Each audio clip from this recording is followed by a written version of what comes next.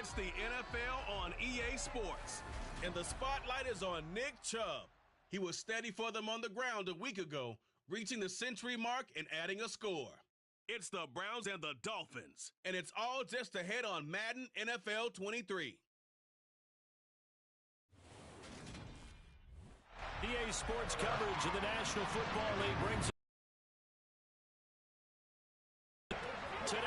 It's week 4, and we've got what should be a great one here between the Miami Dolphins and the Cleveland Browns.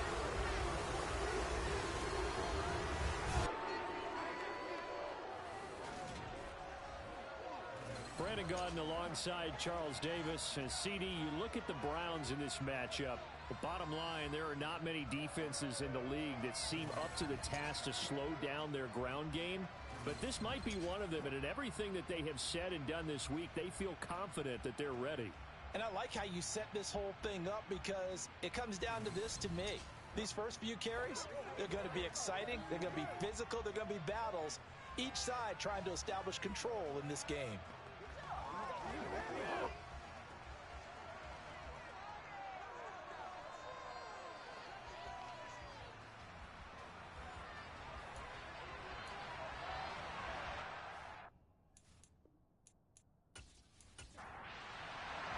Seems like we were just starting training camp, but here we are in October, and off we go on EA Sports. Fielded just outside the goal line. And he will be brought down here inside the 20. Good coverage as he's dropped at the 17. So here come the Dolphins now as they get set to take over on offense. And they will be led out by a guy certainly still trying to prove himself here in the league, the young rookie quarterback. It's a pretty bland game he had last time out. Ended up throwing one interception. Didn't have a touchdown to offset it. But the team found a way to win. He found a way to lean on other parts of the offense that carried them through. They go play action here on first down. This one complete to Jalen Waddle. And he'll be taken down, but not before he gets his football out shy of the 30 to the 29. 11 yards there on the first play from scrimmage. And we see the emphasis early here. Get your star receiver involved, able to do it successfully. Not a bad start to begin with, that's for sure. And to me, this play says our guy is better than your guy's. Because, you know, a player of his stature, he won't just be single covered all game long. It's going to involve multiple people, and right away.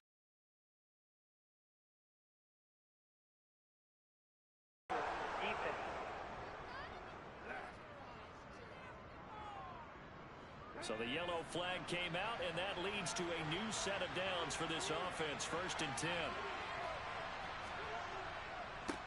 One back in the backfield, he'll get the carry. And he is going to lose yardage here.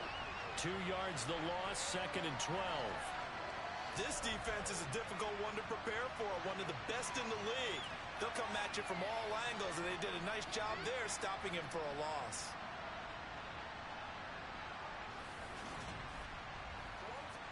Now they contend with a 2nd and 12 after the loss. And they'll keep leaning on the running game. Back to the ground. And he is met quickly in the backfield. Down he goes, folded like a lawn chair. He lost 4 there, and it's 3rd down. I think sometimes when you're trying to get after the quarterback, maybe it's better to be lucky than great. Because I think on that one, he's just trying to get upfield and rush the passer. Instead, the tackle for the loss landed right in his lap. So now facing a 3rd and 16 following back-to-back running plays that went in the wrong direction. That one caught by Tyreek Hill. And they're going to be set up now with the ball at the 13-yard line. Brandon, we've both been around the game long enough that we know that in pregame, defenses are pretty amped up, aren't they? I mean, they're pounding lockers, and they can't wait to get out there. But when you hit them with some big pass plays early, it takes the starch right out of them.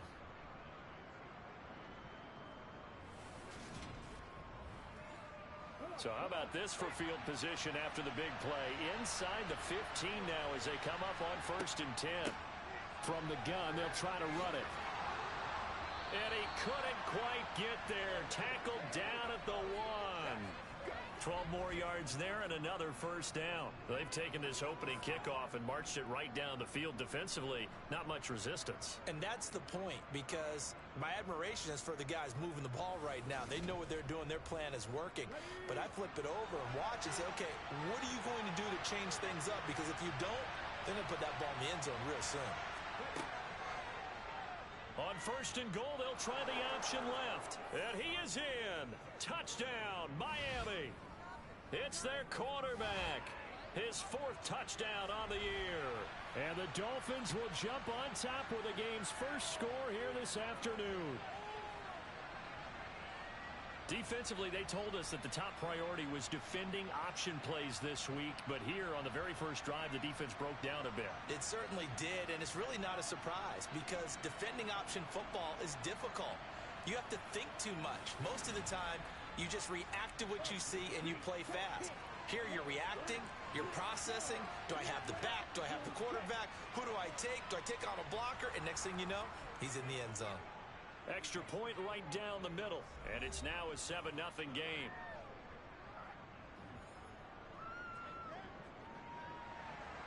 Bailey now to kick it away after the touchdown.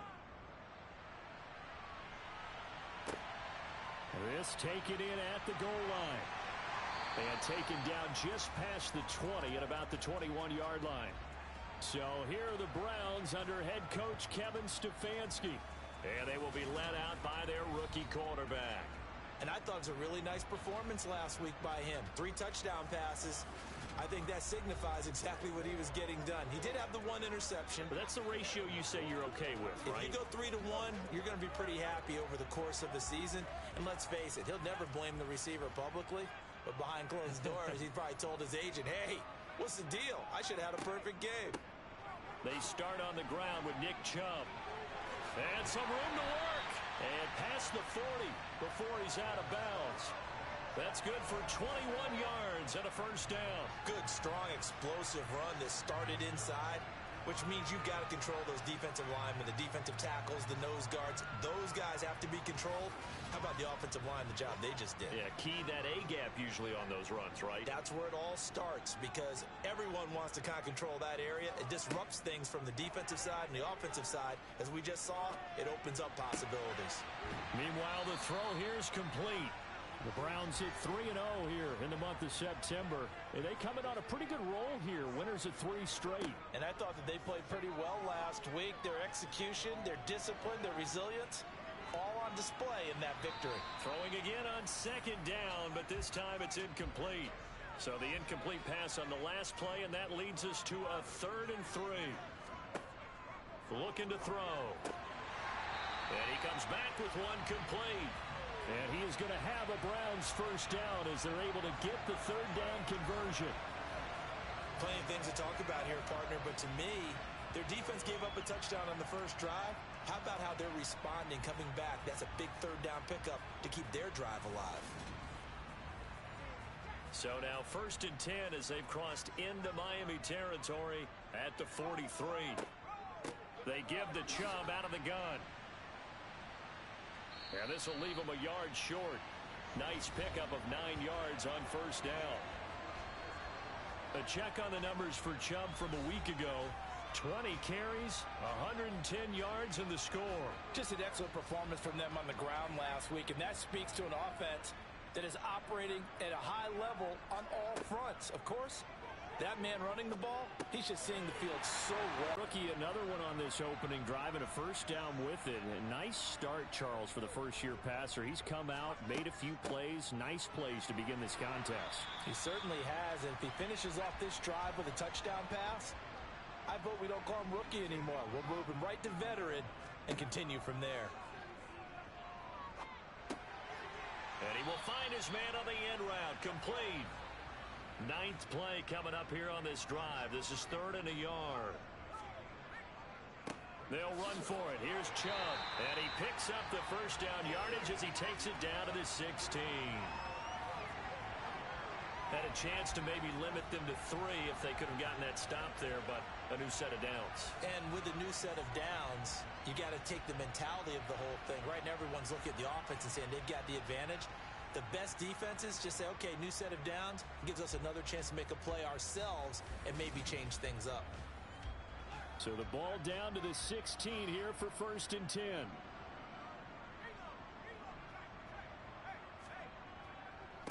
And again, it's Chubb. And they get to him quickly here as he stopped right around the 13. 3 yards on that last carry. Here's 2nd and 7. From the gun, it's a give to Chubb. Down to the 6-yard line on a pickup of 6 as he gets halfway to the goal line.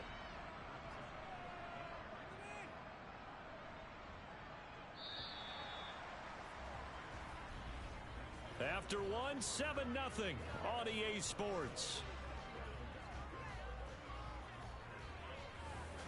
On to the second from Cleveland. It's the Browns in control of the football as they've got it with a 3rd down and less than a yard. Touchdown, Browns! From 6 yards away. And the Browns are an extra point away now from tying this ball game.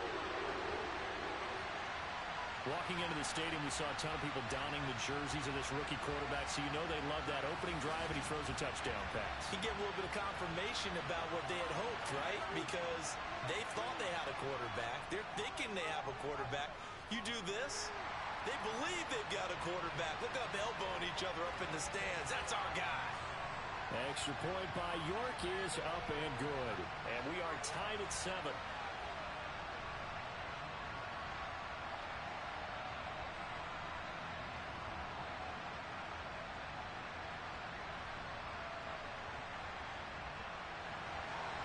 Each team's had it. Each team has scored. 7-7 here as the kick's away.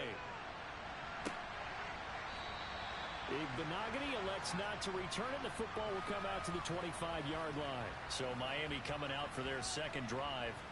So both of these teams, Charles, coming off touchdowns now. But this offense, they just had to stand on the sideline, watch their opponent offer a really impressive drive to reach the end zone. Yeah, and I think you're not telling yourself the truth if you don't think there's some one-upsmanship going on right now, because they just had their touchdown answered by a drive of double-digit plays that also found the end zone. Now they want to do something even more impressive to answer that one. A second down pass play there, but it's incomplete. After the incompletion, here now, 3rd and 2. Back to throw. McCain is going to find Hill here. And he is going to have the Dolphins first down as they're able to get the 3rd down conversion. I don't care how many times we see it. I still get a kick out of watching quarterbacks and receivers do the pass tree in pregame warm-up. But I always remember that when we go to practices, we see that after practices as well. They really tune it up, don't they? They tune it up. They know why they do it for these situations. First down. And they build that trust, and that's why they're able to find him in this type of a situation. On first down, they'll go to the ground attack. And this time they were waiting for him as he'll be knocked down before he can get back to the line of scrimmage. Now he'll look to throw here on 2nd and 10. Completes it to the tight end, Smythe. And taking it across midfield and inside the 45. Second catch for him today, and it'll wind up a first down. I like how they work the tight end on a nice little under route there. And if you're going to give him that much space, he's not going to catch the football. He's going to run away from you a little bit, and that's exactly what he just did there, picking up extra yardage. On first down, they'll go to the ground attack. And he's going to be stopped at about the 37. So they'll come up after the gain of 7 on a 2nd and 3. Oh, now it's free. Hill fumbled it.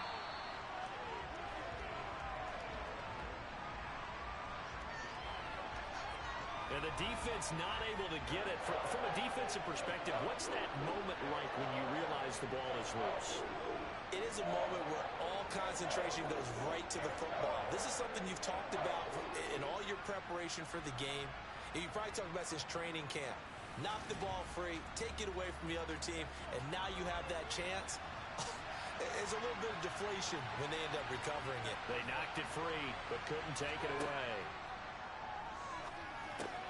And this will be caught. It's Isaiah Hodgins. And he is going to have the Dolphins first down as they're able to get the 3rd down conversion. As an unbiased observer, I think it would have been interesting to see what they would have done if they hadn't gotten the first down there. But since they did, I guess the point is moot. And they were right there in that middle ground, field goal range, punt, go for it. But as you said, they picked it up. From the 34 now, here's 1st and 10. And they'll run up.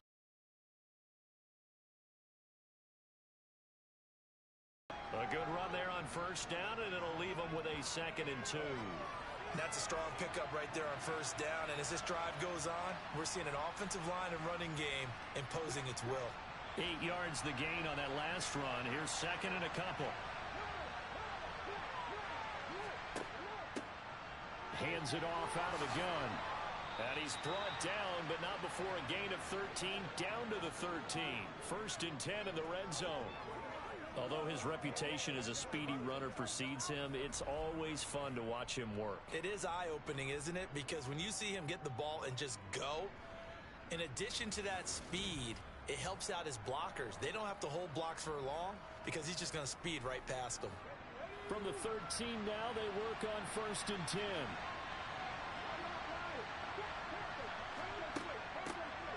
Here's a handoff out of the gun. And they corral him just a couple yards shy of the end zone. 45 yards rushing now on 8 carries for him so far. Partner, there are strong running plays, and then there are plays where you simply outclass the defense, and we saw the latter there. They ran straight up the heart of that front for an excellent gain and 1st down. Simply put, you've got to put up more of a fight defending the middle. Otherwise, this is going to be a long game.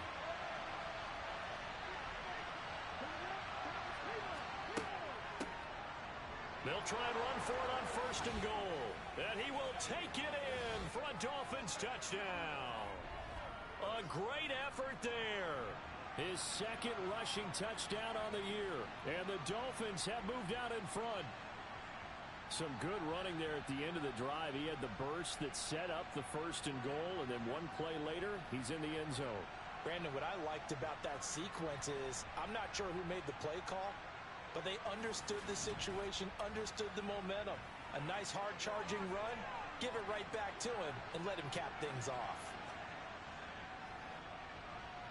Extra point safely through, and that makes the score 14-7.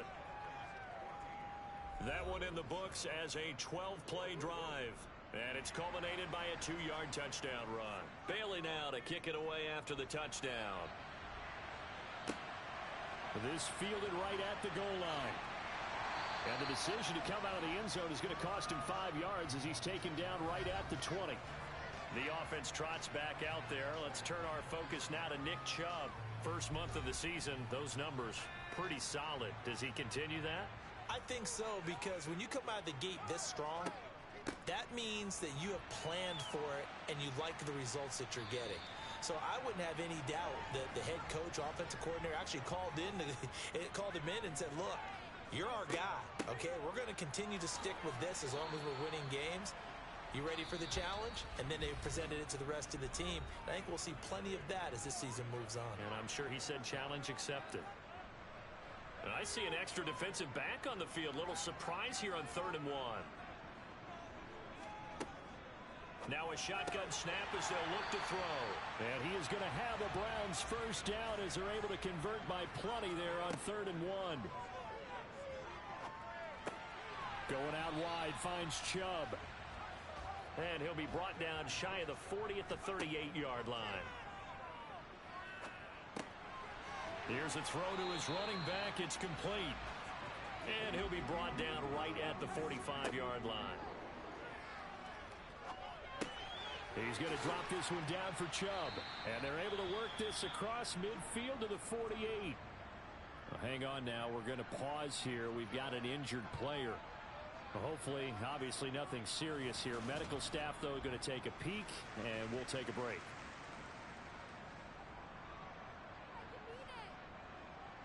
Four yards remain for 2nd down.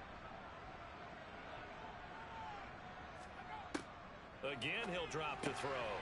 And he's got it. Got his man on the end route. Complete.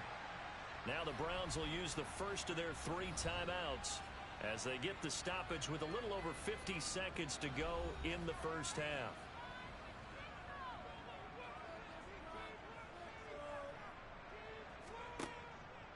play fake here on first down. Oh, he's got a man wide open, complete. And they will get the first down here as they move into field goal range as well, inside the 25.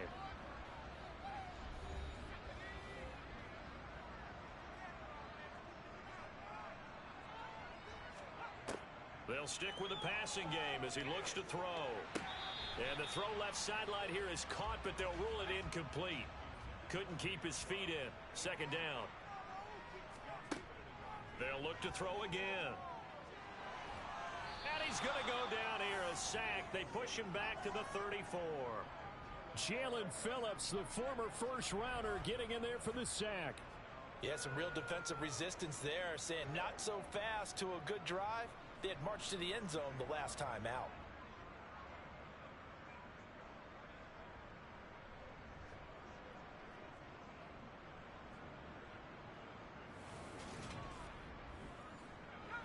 And some secondary help here for the defense in the nickel on 3rd and long. Now a timeout signaled for, and they'll get it with 10 seconds to go before halftime.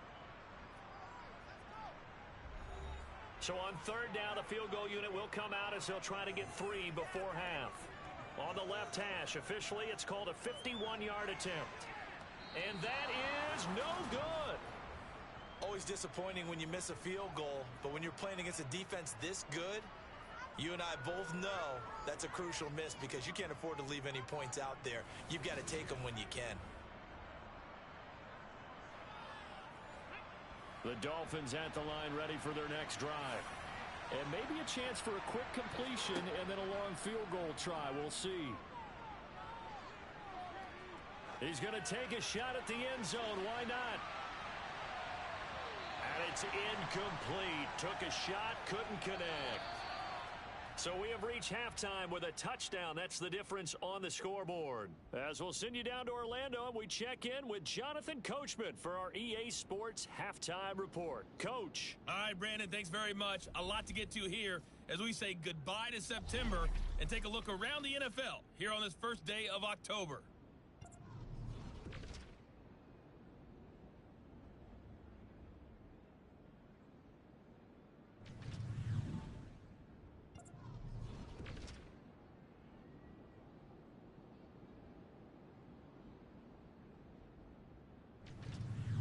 Lastly, let's check on one final game for you.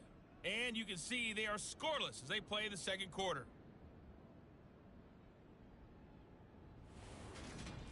With that, let's take a look at the next-gen stats for Miami in that first half. And even though they've got the lead, they're likely going over ways they can improve the running game, as they didn't find a whole lot of success in those first 2 quarters. Meanwhile, for the Browns, there's a look at what they were able to do throwing the football. And they'll need to get things in gear as they trail here at the break. Okay, Coach, thanks as always. This one's still anyone's game as we welcome you back for quarter number 3. Taking it about the 1. And not much happening on the return as he'll get this to about the 23. The Browns offense getting set to go to work here to start the 3rd. But, Charles, we saw a pretty entertaining first half, close ball game. Remember there toward the end of the second quarter, the opposition scored to take the lead. Now we'll see if these guys can get a score of their own to regain that lead. Yeah, they want to have that type of a response, don't they? Because they want to find a way to take control of this ball game one more time.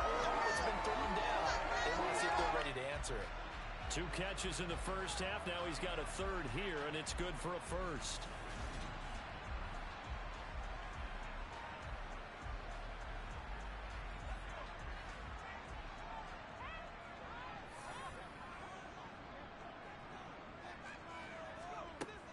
Off the play fake, he'll look to throw. Throwing middle, and it's complete. And they'll get him down on the other side of midfield. A couple of first downs right in succession, and this is an offense that could really use a good drive, and they're off to a fast start here.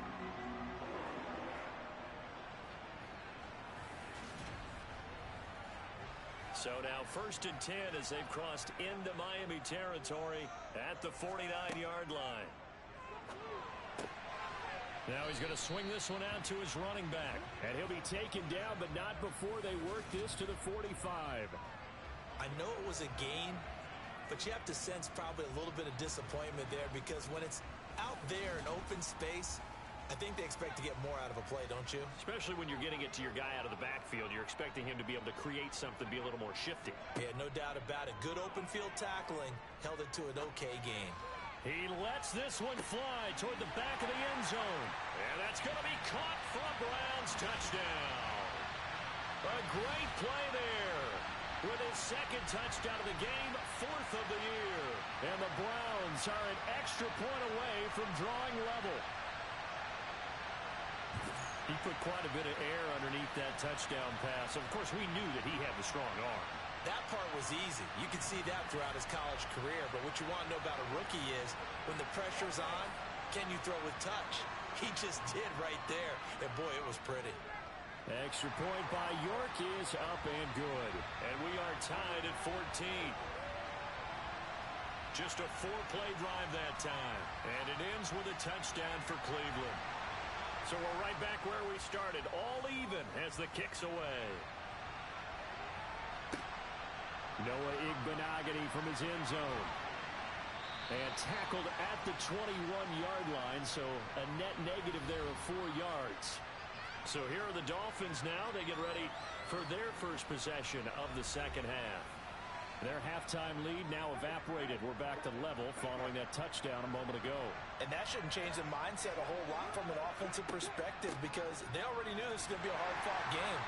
Now they just need to go out, execute their game plan, and keep moving. Holding offense.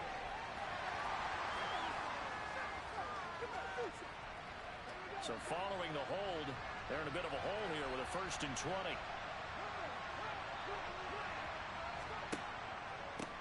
One back in the backfield, he'll get the carry.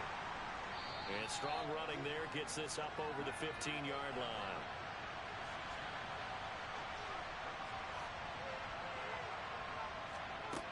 Looking to throw on second down. McCain. He's going to float this one deep right side.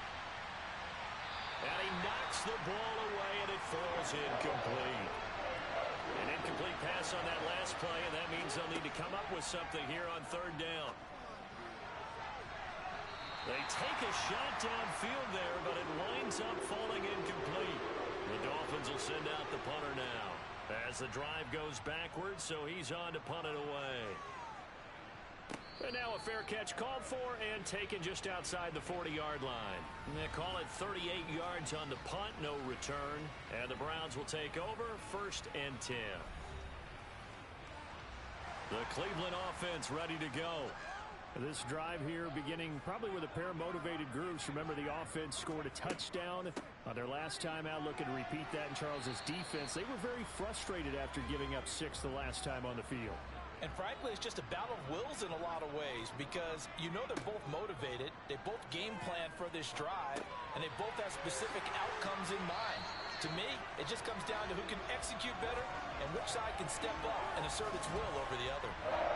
5th catch of the afternoon, and that gives them a 1st down.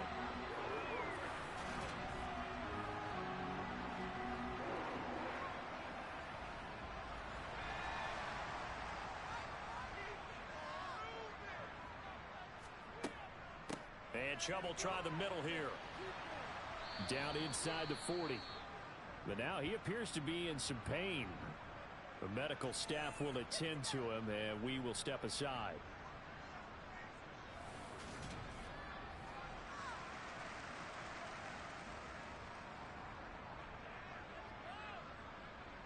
Following the pickup of 4, here's 2nd and 6.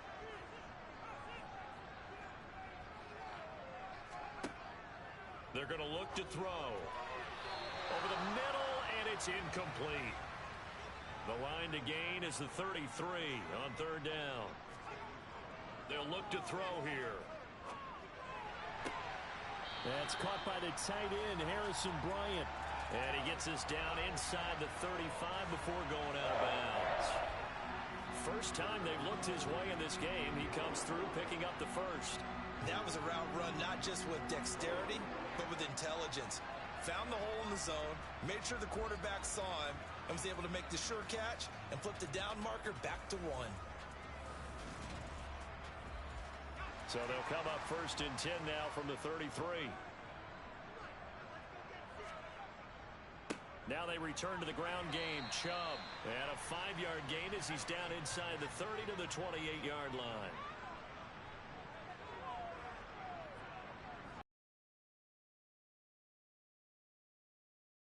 Completes into Joku. And they're going to get this down inside the 20. Many different ways to create space, but on that play, he did it with that big, wide body of his. Didn't get a whole lot of yardage on the play, but it did what it was supposed to. Pick up a 1st down. So here's a 1st and 10 now, down inside the 20. From the red zone now, they'll look to throw. A lot of times it's that first read that you have. Maybe you get it in pre-snap, and he locked in on his target, but he was covered quite well, and that one's incomplete. He'll try again with the arm here on 2nd down. Throwing into traffic there, and that's complete. And the Browns are going to be set up with a 1st and goal coming up as they get him down at the 6-yard line. And I'll tell you what, this offense is playing a little bit of keep away right now. They've come out here in the 3rd quarter, possessed the ball for quite a while, and they keep on converting. Nice pitch and catch there to set up the 1st and goal.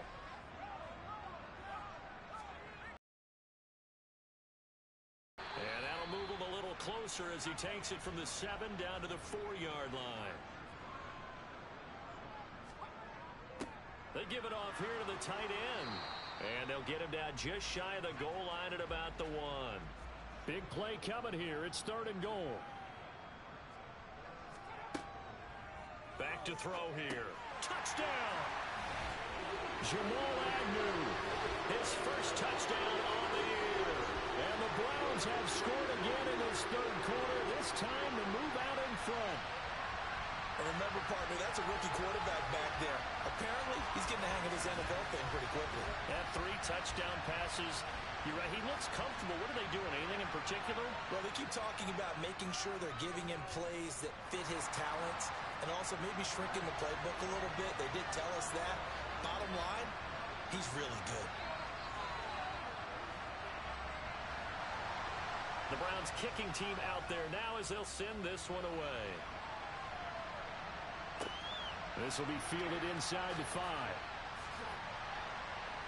And he won't get this to the 20-yard line as he's down at the 19. Out comes the Miami offensive unit now. They get set to take over.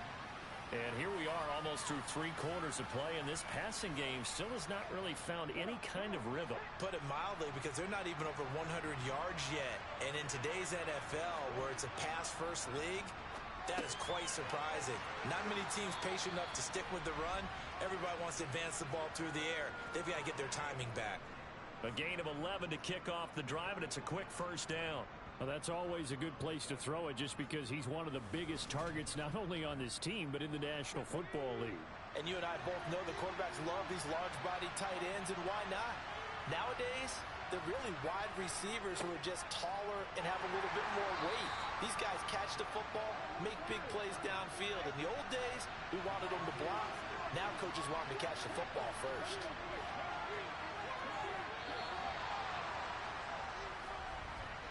And they're not going to get to the line to run another play. So we will switch ends as the 3rd quarter has come to a close. You are watching the NFL on EA Sports. And we're back now here in Cleveland. It's Dolphin football, but they trail here as we get set for the 4th. And he slips up past the 45 before being tackled. And a solid job using his legs. 16 yards and a 1st down on the keeper. Well, with him trailing here in the 2nd half, maybe his legs can try to give this offense a spark. And that's the benefit of having a young quarterback, right? Having a rookie, a guy who will say, hold it a second, I have a little bit of fearlessness to my game. It isn't working as well the other way. Let's see what I can do to help my team this way. And boy, he did it there. Off play action. McCain throwing for his running back, and he's got him complete. And he is going to lose yardage here. Not what they had in mind there. That's going to go as a loss of 4. Well, Brandon, we could see that play developing, and they were hoping that he was going to be able to put a move on the first guy and turn it into a big play. But no such luck. The speed on defense continues to get better and better in the NFL. Pretty nice example there of those guys being able to run from their assignments and finish off that play. To throw on second down, McCain. It'll be a gain of 5, and that's going to set up a tough 3rd and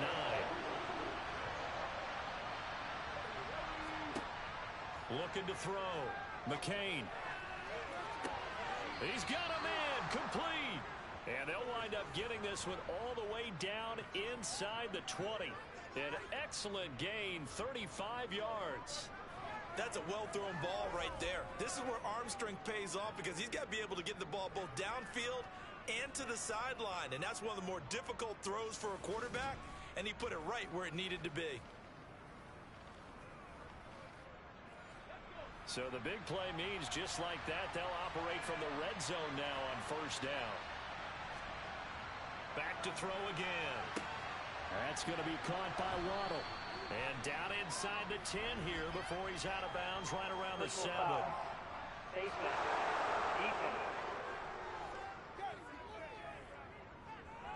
So give him the yardage on the pass and half the distance to the goal line. Because they're inside the 30, so now you don't march off the full 15, right? You have half the distance to the goal. In any event, that's precious real estate given up. So now after the face mask penalty, here's 1st and goal. He's going to try and take off with it. And he goes backwards on this one, losing yardage to the 7. It's a loss of 4 on the 1st down play. He kept it in his hands and tried to push it across the goal line himself, but the defensive front wouldn't allow him to do so, bringing up 2nd down and a bit farther. Now from the 7, here's 2nd and goal. Here's a give up the middle. A minimal gain there on the 8th play of the drive. A lot of tired bodies on that field, but this is a big play, 3rd and goal. Operating from the gun, McCain. Escaping the pressure right. Hit as he throws there, incomplete. They certainly did a nice job improvising there, extending the play, hoping someone would come open downfield, but they never did.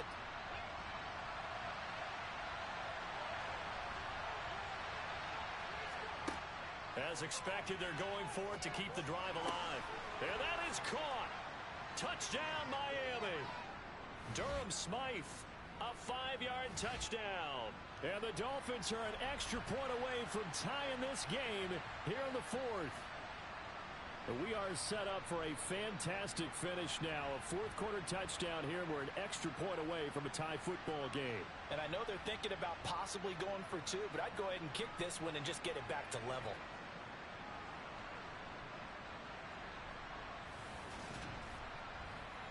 And now remember, all touchdowns are reviewed, and in a tight game like this, they're going to take a good long look at it.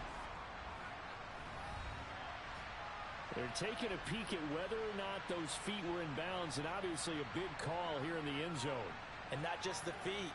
How about the hands? How is the ball possessed while the feet are hopefully getting down in bounds? That's what they're trying to look at to see if it all comes together. So they called it a touchdown originally, and this will stay a touchdown after the video review, so they had it right. Don't forget the extra point. It's up and good, and we are tied here in the 4th quarter. So that one a pretty time-consuming 10-play drive, and it ends with a touchdown for the Dolphins. A couple of teams locked into a good one here. 21 all the score as the kick's away. Jamal Agnew now to return it. And he'll take it up past the 25 to the 26-yard line. Heading out as the Cleveland offense now as they get set to take over here. They no longer have the lead after that last touchdown, all tied up in the 4th quarter, and a chance for this offense to mount a potential game-winning drive right here.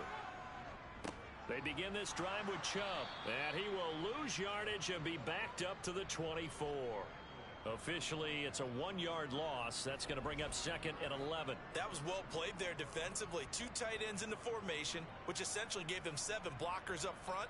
Hard to imagine with all that size and beef that they could let a tackler through, but that's exactly what happened.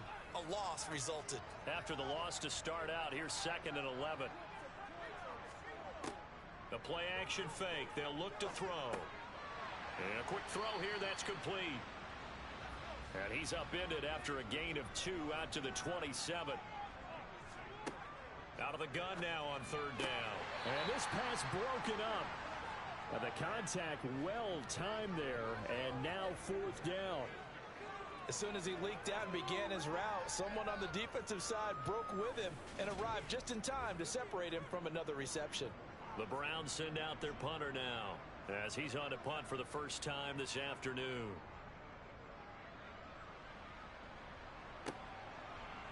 And he gets this up across the 35 before he's out of bounds. They call that a punt of 38 yards officially, and it'll be Dolphin football. They're coming out with a jumbo package to start the drive. Throwing to start the drive. McCain. It's a short one here, complete to the tight end.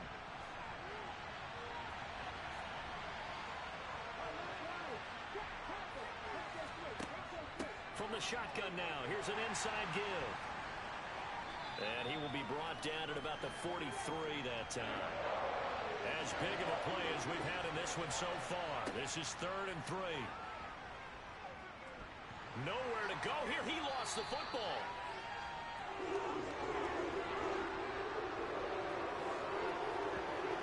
Offensively lucky they're able to keep the football, but now 4th down, so they'll have to boot it away. I do think, though, they're going to look at this as a positive. 1, they recovered the fumble, so they retained possession. But 2, being able to punt it changes field position for them. Imagine if that turnover takes place there. Now your defense has to go onto the field and try and hold. Instead, they get a little breathing room. Getting down to the good stuff. All tied with 2 minutes remaining on EA Sports. So the Dolphins have it as we welcome you back in. And they're looking at 4th down now in this tie ball game. The call for a fair catch, and it's made at about the 23-yard line. Cleveland offense making their way out. And Charles, a very uninspired effort the last time we saw them out there. It was a quick 3 and out, and they punted the football. Yeah, and you never want to get stopped so soundly during a series, but what would be even worse now is letting it happen again right here. They've got to get going. They go over the middle, and it's complete to start the drive. And he's taken down, but able to slip across the 35. Back to throw now on 1st down. It's incomplete. Took a shot, couldn't connect.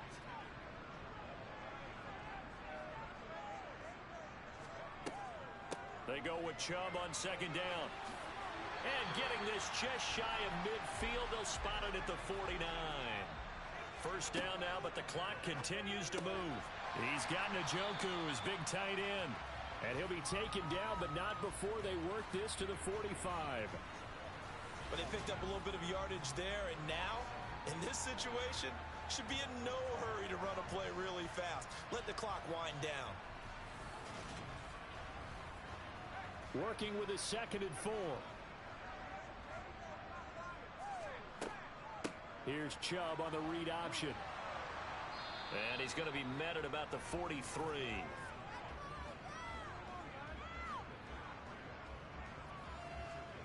They will look for some important yardage on 3rd down. From here, it would be a 60-yard boot.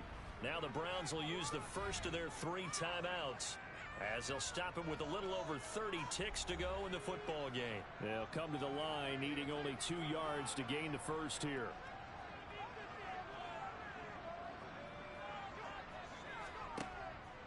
On 3rd down, it's Nick Chubb. And Chubb fighting, but nowhere to go. He's going to be stopped short of that 1st down marker. So now one of the biggest kicks of the night is forthcoming. This to take the lead here in the final minute. And this won't get there. Won't be online either. It's no good. Off to the right. And a costly one there as this game remains tied here in the 4th. So the folks on hand here growing a little restless with their kicking game. That's now 2 misses so far. And in a tight game, 4th quarter, the fans are the only ones getting restless, Brandon. There were a few looks of disbelief on that sideline as well. Now this offense back out and set to go for their next drive. They can still get into field goal range, partner. They got to work quickly, though. I agree with you totally. find a way to get the ball downfield and out of bounds. In a perfect world, they know what hash they want to get to for their kicker, and they already know the distance that he feels comfortable. That'll dictate what they do on offense. See if they can get in his range. The Dolphins going to take their second timeout as the clock will stop with 18 seconds remaining. In need of only about the length of the football here on second down. From the gun, he'll hand this off. And the stop here will come at the 38-yard line. And the clock will now stop as a timeout is called with 5 seconds left. Well, that was a unit that understood exactly where the first down marker was, handed it to their guy who could run it, created some space, and he got there. Now a second timeout called for by the defense. That'll leave them with just one remaining in this fourth quarter of play. And now it all rests on the right foot of their kicker. This from 55 yards out. And he missed it. It's no good. And a costly one there as this game remains tied here in the fourth. So 4 quarters wasn't enough, and we are off to overtime. Don't change that dial. It's a little teaching moment here. Overtime rules. Remind us how this goes, partner. Okay, so in the past, we had sudden death. First team to score wins, but no longer. Now, if the team receives the ball, scores a touchdown, they win the game. If they kick a field goal, though, or don't score, the other team gets a possession. And after both teams get a possession, then we're into sudden death. First team to score wins the game. Fields it right around the goal line. And good coverage there on special teams as they'll get him down shy of the 20. Miami set to take over. And everyone knows the OT rules, Charles, but pretty simple formula. They go down and get a field goal, we continue play, but if they can find the end zone on this possession, ball game over. And as meticulously as all teams plan for a game, I don't doubt for a second on that offense coordinator's play sheet, he's got some overtime plays that he wants to run. I know it sounds crazy, but they plan for everything. 1st and 10 all the way throughout the game, 2nd and 7, whatever. Right now, he's looking at that play sheet saying, if we get to overtime, what can we break out that they haven't seen? Now a first throw here in overtime. Got a man, it's Waddle, complete. And brought down, but the juke, the very nice juke, gives him the first down yardage there. It's a 9-yard gain, and it'll keep the drive moving. Charles, you get into these overtime situations, that's not a bad guy to dial into. Well, when you have to have plays, especially in a spot as you just described, we're in OT, you've got to go to the guys you can trust and you know are going to make the plays. Well, they say, it's not the X's and the O's, it's the Jimmies and the Joes.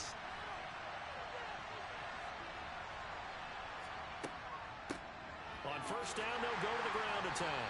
And he is going to lose yardage here. Looking at a 2nd and 11 now after the loss. Back to throw. McCain. They'll try and set up the screen. It's complete. And he'll lose yardage here. Going down back at the 28. They'll wind up losing 3 here on the play. And it's going to be 3rd down and a ways to go here. 3rd and 14. Heck of a play there to get to him quickly and get him down for a loss.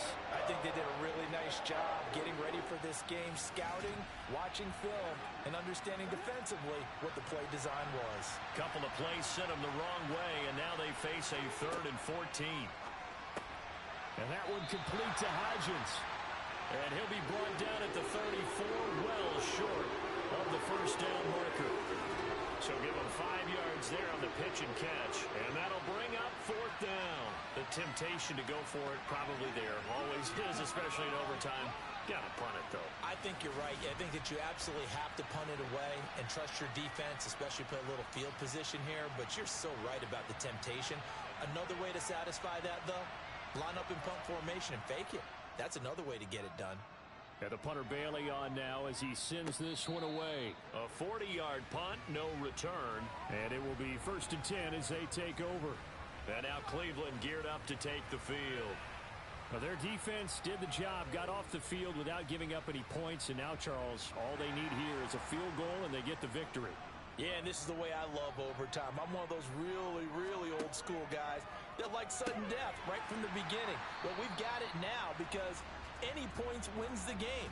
On defense, get a safety, a pick six, fumble return, you can win it as well. So I'm really looking forward to this series and see how both sides play it.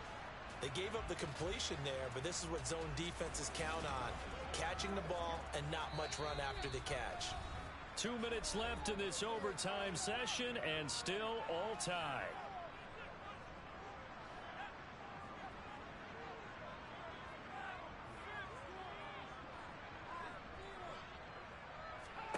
Second and 6.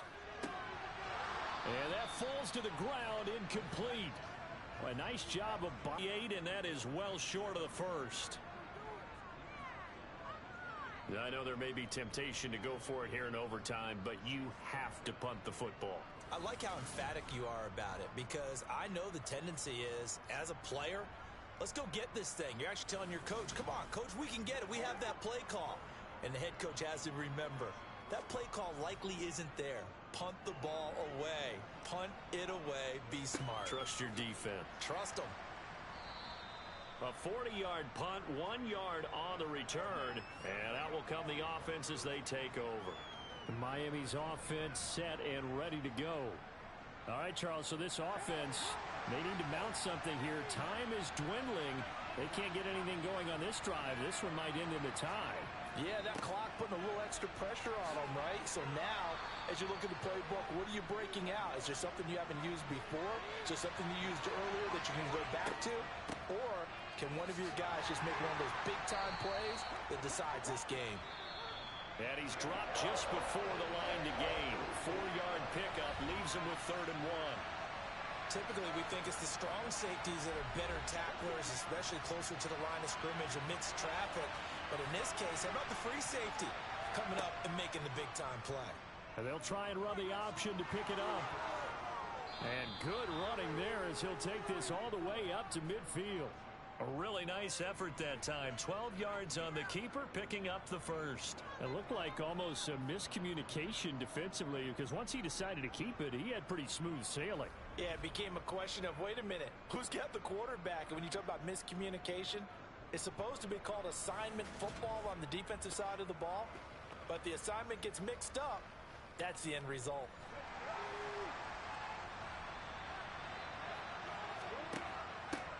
On first down, they'll go to the ground attack.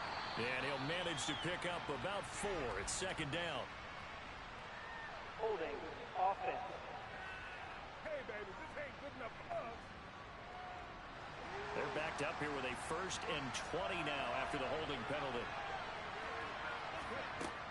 Now they'll switch it up here and look to throw. They'll find Hodgins there complete. And they'll get him down on the other side of midfield. Now a timeout called for by the offense. It'll be their 2nd and final timeout, remember, here in overtime. We'll be back. Still 9 remaining on 2nd down. Looking to throw. McCain completes it to the tight end Smythe. And he'll wind up getting this to the 32. A play that started at the 16, and that's how many yards they get. 1st down. So that's it. No double overtime until the playoffs roll around, so that means this one ends in a tie. Yeah, that's ultimately unsatisfying for both teams, the fan bases. Heck, for us. We came here to see a winner, right? We did. Winner and a loser. We didn't get it. We end up with a tie. Everyone walks away. A little bit cranky on this one. Meh. Yeah, MEH, man.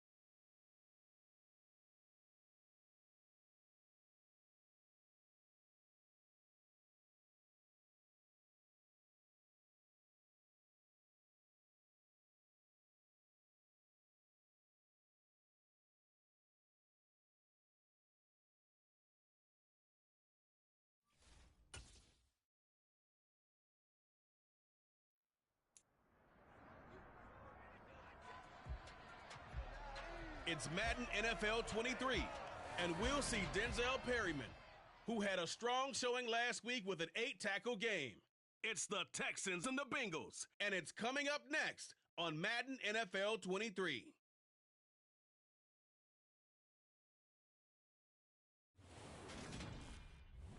From the banks of the Ohio River, there's a look at what's now known as Paycor Stadium here in Cincinnati.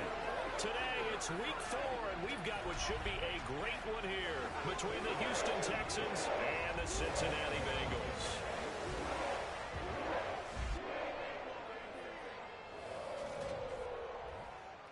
Hi again, everyone. I'm Brandon Gunn. To my left, Charles Davis. And Charles, you focus on this Bengal team entering play. Now, losers their last time out, so they'll look to make amends here. And one of the best ways you can do that is to be at home, and they are. They're going to try and ride that home crowd and that wave of emotion to a victory in this one. Meanwhile, for our visitors, the Texans, they too were losers last week, so they're also hoping to get back in the win column. Something's got to give in this one, right? Both teams want to start a new streak, and they both want it to be a victory. This should be a fun one.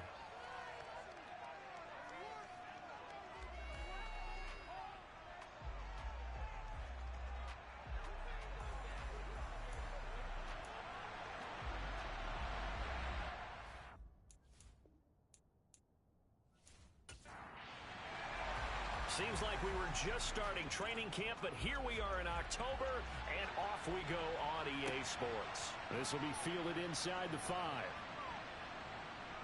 And the tackle going to be made right there at the 25-yard line. So out come the Texans for their opening drive. At a glance here at their quarterback standing 6'3". I think his task in this game is really simple. Eliminate the turnovers. He threw 2 interceptions last week. I can't believe I led with that because he had 3 touchdown passes. Right. So there's a lot of good that he did, but he's got to take care of the ball better. The ball has to go to guys wearing the jerseys that they're wearing this week, not the opposition. They'll start on the ground with Pierce. And not much to speak of. Call it a 1-yard gain up to the 26. The numbers on the ground for Pierce last week. 12 carries, 57 yards. There were some signs of life from the ground game last week, but overall, just a so-so performance. Everyone knows they can make a slight improvement how they contribute to this aspect of the offense. Linemen can set their blocks and hold them a little bit longer, and he can be quicker to the hole and hit a lane. If they do that, they should get some better numbers produced this week. They try to throw on second down, but this one is incomplete. Stroud on third down now. And he's left with no option here but to throw it away. Now on fourth down, it's Cameron Johnston on to punt it away. Only 2 punts for him last week in the loss as he gets this one away. Here's Jones. Good coverage there. An even 50-yard punt leads to a return of 5. And the Bengals will take over here first and 10. Here come the Bengals now to take over. And they'll be led out by a guy who has a couple years under his belt in the NFL, their third-year quarterback. And last week's loss came despite a clean game on his end, throwing the ball with 2 touchdowns and 0 interceptions. His job this week is simple. Do it again. Continue to avoid turnovers and hope that what sunk them last week resolves itself this time around.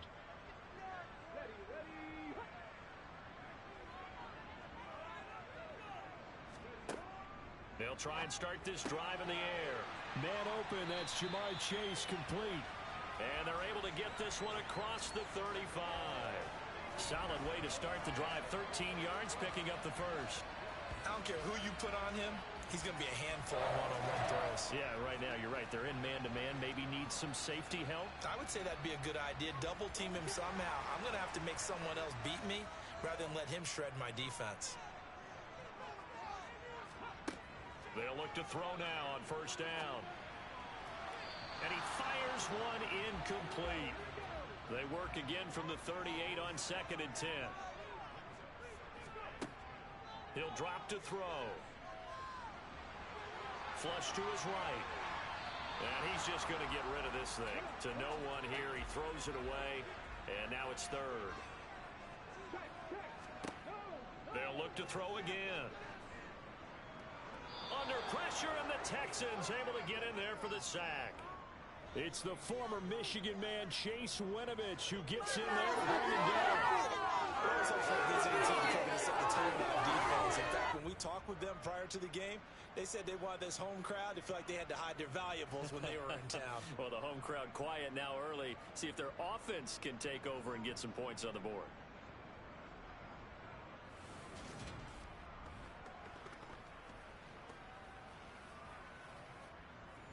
Fourth down, out comes the punter, Drew Chrisman. He punted 3 times in the loss last week as he sends this one away. So a change of possession here on the punt. And the Texans will take over with a 1st and 10. So now we get set to see Houston for their second drive of the ball game. The crowd may be losing just a little bit of the edge after back-to-back punts. They want some big plays. They want to see some offense. They want to see somebody break away, whether it's through the air or on the ground. Now it'll be interesting to see where the patience is on both sides. Each head coach, can you hang in there and not try and force something that could put your team in some jeopardy? Another carry for Pierce. And he went nowhere. Well, he went backwards, back to the 33. In search of 4 yards here to pick up the 1st down. Now Stroud. To Pierce, they set up the screen. And he'll be taken down, but he does have 1st down yardage. 7 yards there, good enough to move the sticks. And that one was a lot of fun right there because that was the game within the game. 3rd and short, blitz was on. What's the key for the quarterback? Get out of your hands in a hurry. And that was a quick little completion. Got the job done for a 1st down.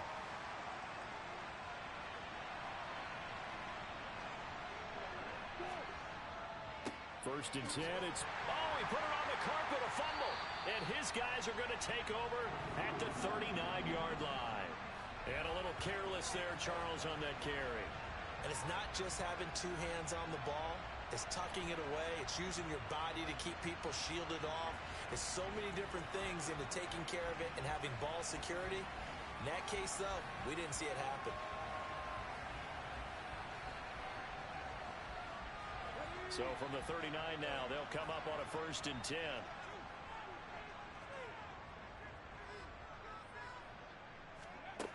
They'll come out throwing here to start the drive.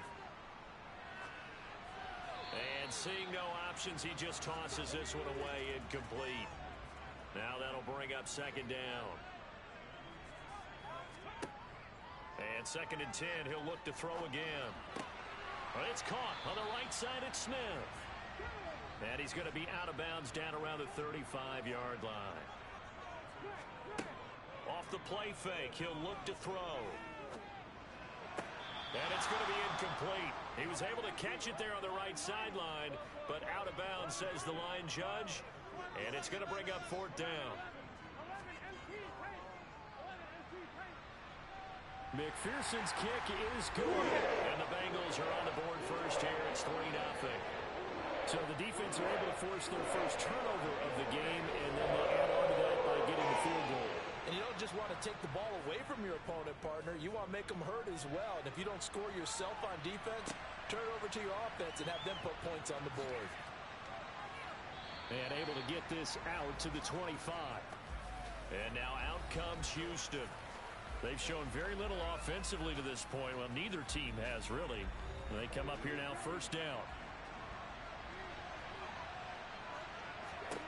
On 1st down, here's Stroud. And the coverage terrific there as that's knocked down and incomplete. An incomplete pass leads to 2nd and 10 from the 25. Stroud sets up the play action. Trying for Brown, and it's intercepted. Chidobe Awuzie with a pick. And they will set up shop at their own 46-yard line.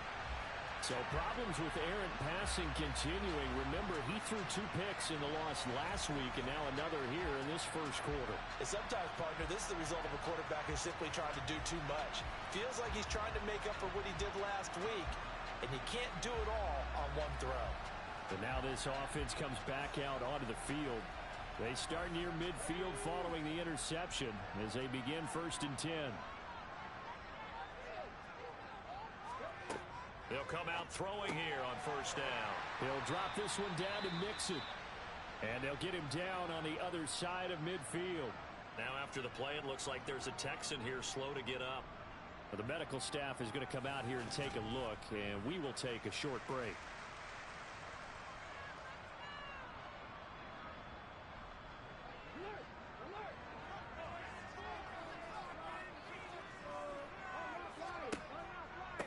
A first carry for the former Oklahoma Sooner, Joe Mixon. The heavy set out there. 3 tight ends in the formation for 3rd and 3. They give to Mixon to try to pick it up. And this is not going to be enough. Was in search of 2 yards and only got halfway there.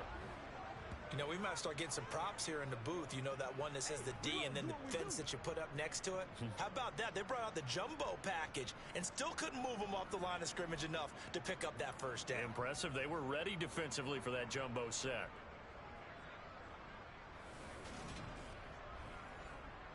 On 4th down, Drew Chrisman on to punt.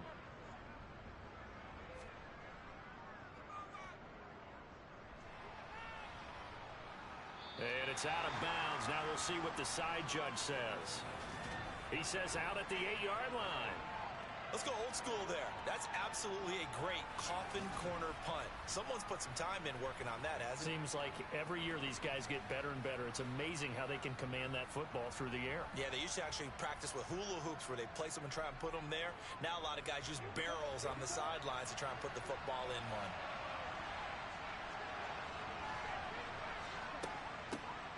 On 1st down, they'll start out with Singletary. And he's taken down, but not before reaching the 20. Nice way to start the drive. A gain of 12 and a 1st down. Not too shabby for his first carry of the game. That's exactly what most teams are looking for. A really good change of pace back.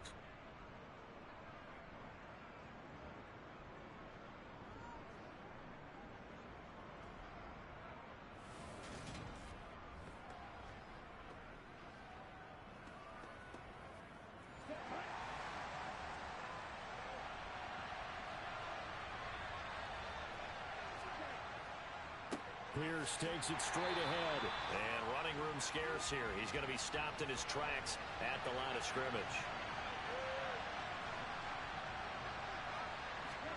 The 2nd down throw now from Stroud.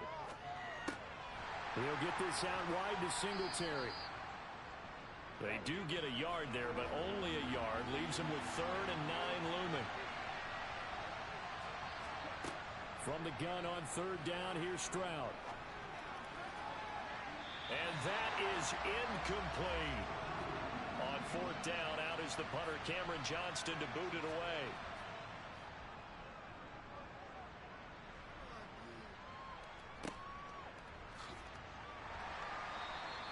We'll call that a punt of 54 yards. Well struck. And the Bengals take over 1st and 10. Cincinnati now ready to take the field.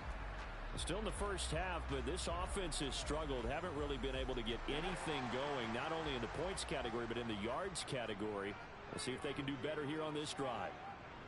Here's Joe Mixon as they start on the ground. And he is met in his tracks behind the line of scrimmage. 2 yards the loss, 2nd and 12.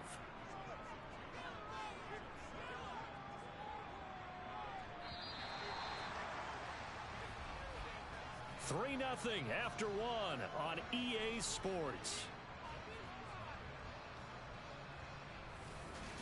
Ready for the 2nd quarter from Cincinnati. It's the Bengals with the football here as they've got it 2nd down and 12. They're going to look to throw. And seeing nowhere to throw, he chucks this one away from harm. Incomplete. Now it's 3rd down. On 3rd down, he'll drop to throw. He's going to loft one deep left side here. He's got a man. Complete. And he'll be hauled down at about the 30-yard line. That is the exact right play call against that defense. So a hat tip to the offensive play caller because he won that part of the chess match. But give credit to his players as well. They won the execution part of it. So the big play has them all the way down to the 30 now for 1st and 10. Mixing up the middle. And they're going to stop him right at the line of scrimmage. Just no cutback lane to be found whatsoever. 2nd and 10. Back to Mixon on 2nd down. And nowhere for him to go again. He'll get back to the line of scrimmage. That's it.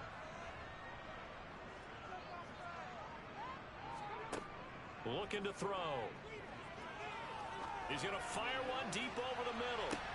And it'll be intercepted. Jalen Petrie picks it off. And the Texans are going to take possession here. It's a touchback, and they'll take over at the 20-yard line. So they tried to take the deep shot there, but this defense up to the task. And a lot of times when you air a ball out like this, if it does get intercepted, there's going to be a lot of space out there to set up a return. And remember, you've got 5 big offensive linemen out there playing on their feet in open space. Not a skill most of them possess that allows for extra yardage on the return. And they'll throw it with Stroud here, 1st and 10. And that's caught left side. It's Woods. They showed off the athletic juke. Good little gain there. Not a whole lot of real estate, but a nice carry. Pierce now up the middle. And he'll be brought down right around the 37. The time called here because a member of the Texans is in some discomfort. Well, now they're going to come out and take a look at this injury, and we'll be back in a moment.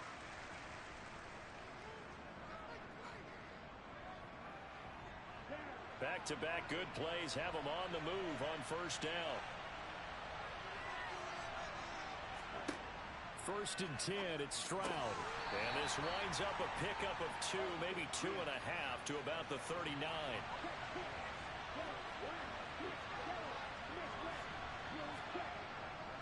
On 2nd down, here's Pierce. Looking for a seam, but finding none. He'll get back to the line of scrimmage, and that's it.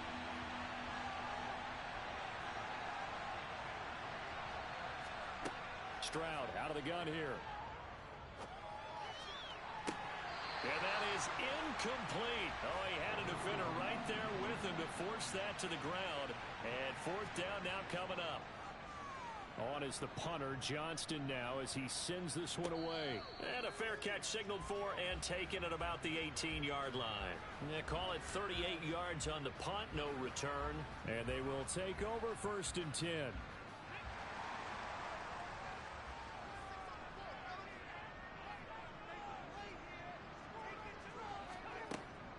The drive will commence with a run by Mixon. And he'll go down at the 26 following a gain of 6. From the 26, they'll line up on 2nd and 4. Back to throw.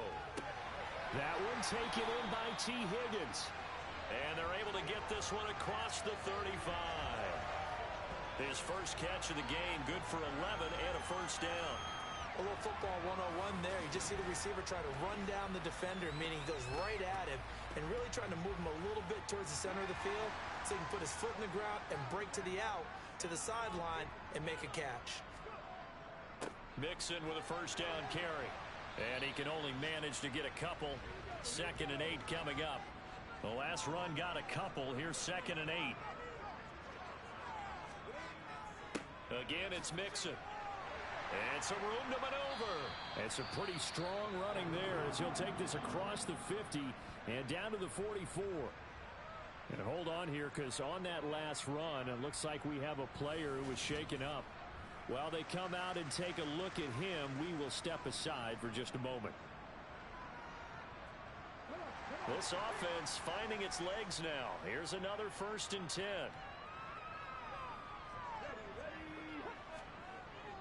Inside handoff to Mixon. And he'll take this ahead for about 4. 2nd down coming up.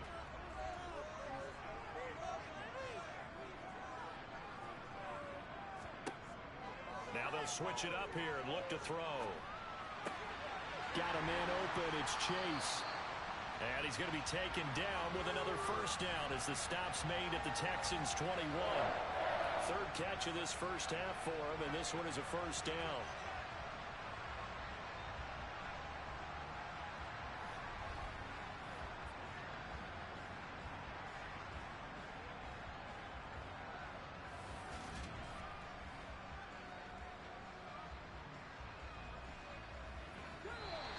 second quarter. 2 minutes remain. 3-0 our score.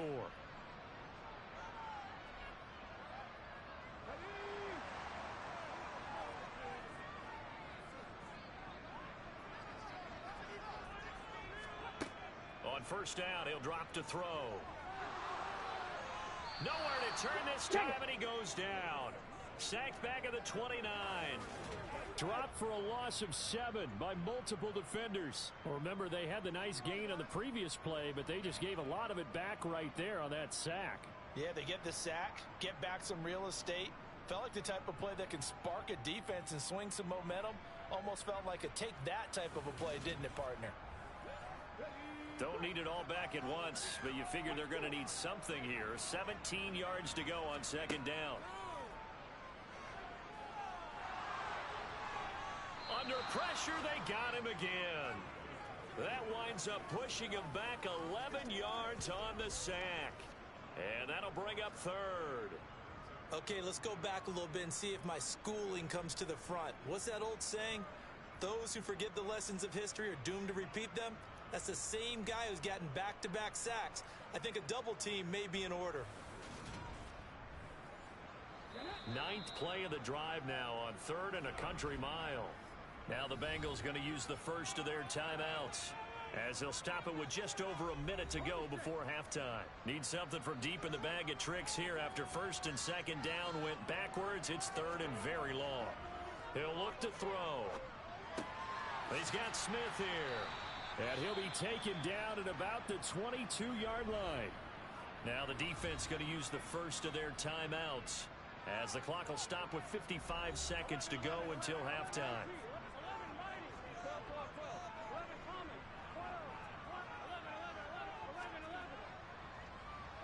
McPherson's kick is good.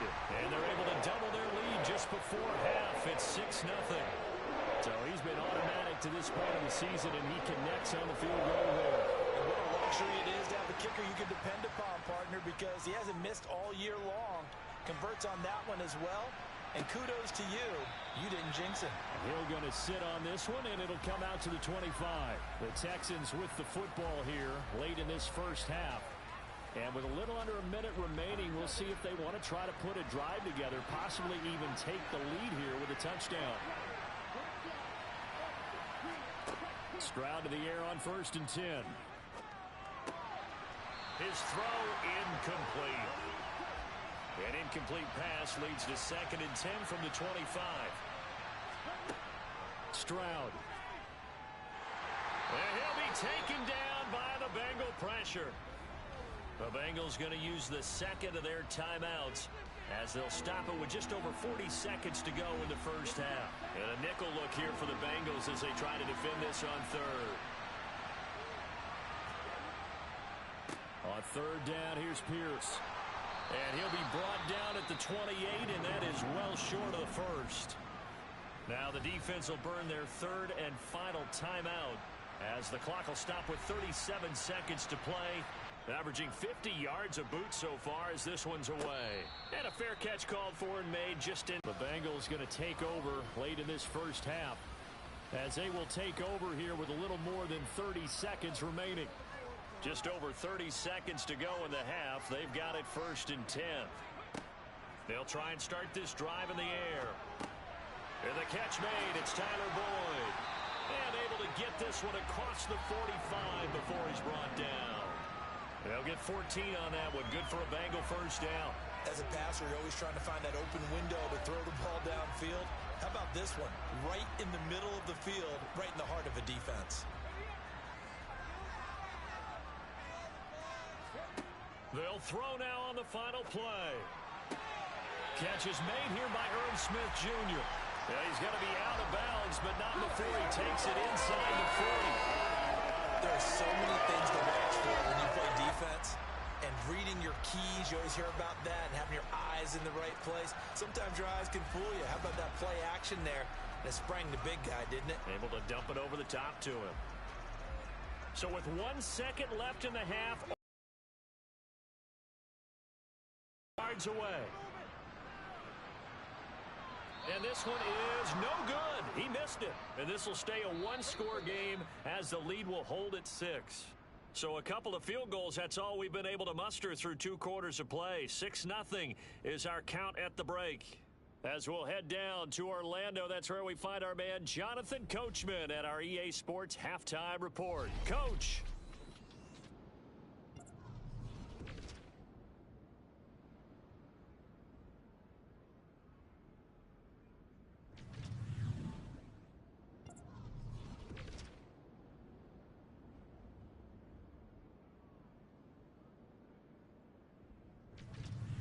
Lastly, let's check on one final game for you. And you can see they are scoreless as they play the second quarter.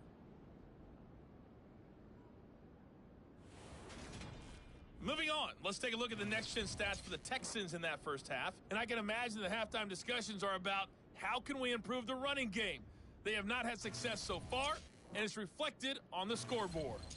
Meanwhile, for the Bengals, they too didn't do a whole lot in terms of rushing efficiency in that first half, as you can tell by the numbers there. Welcome back. Halftime over. We are ready for quarter number 3. Alongside Charles Davis, I'm Brandon Gordon. And no fireworks to start the half. This will be a touchback. So here are the Bengals set to take over. They've got the lead here as they start out 1st and 10, trying to erase the memory of the loss last week. That came at the hands of the Jacksonville Jaguars.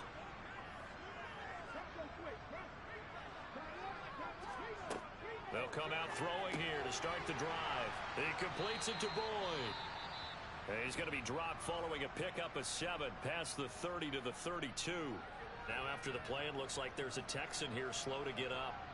So as the medical staff takes a look, we'll step aside.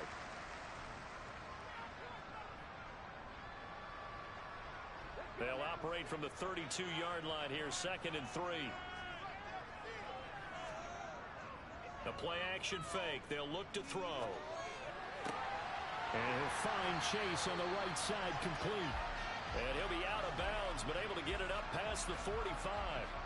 It's a first down, his 4th catch of the game after having 3 in the first half. Well, that certainly has to feel good. It's not all the time that the play caller should get all the credit. Sometimes I think in the huddle, the quarterback just says, hey, who's going to make a play for me? I just need something right here. And the end result there, nice first down. Drive keeps moving.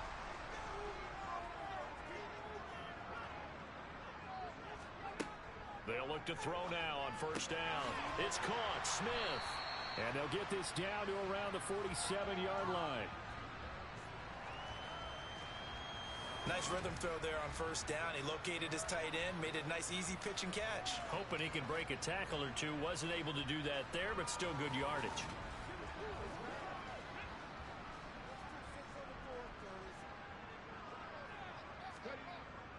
Off the play fake, he'll look to throw. And this is incomplete. Now they face a 3rd down and 4 after that incompletion on 2nd down. Again, he'll drop to throw. Open man, it's complete to Higgins. And he'll go out of bounds right around the 40. Just his 2nd catch of the game so far. This one moves the chains. 3rd and 4, he did just enough. I mean, just enough to move the chains. And that's all you're looking for, right? Just want to keep the drive moving. You don't need the big play there. Just get to that marker that you described, and he was able to do just that.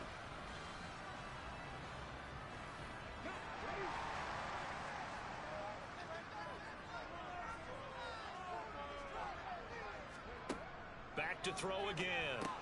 He gets this one to Boyd. And he'll be hauled down at about the 30-yard line. So not quite a first down just yet as they come up on 2nd and less than a yard. On play action, they'll throw. And that's caught one more time by Boyd. And they'll have it in the red zone before he crosses over out of bounds. Back-to-back receptions for him, and it's another first down. Now what we're seeing, this is much better from this offense because so far in this game, no touchdown to this point. And what's usually a direct correlation? Very few explosive plays. That's been their issue. Not able to make that big shot downfield or break one off, but a nice game there for a first down. And they've got this down to about the 12-yard line.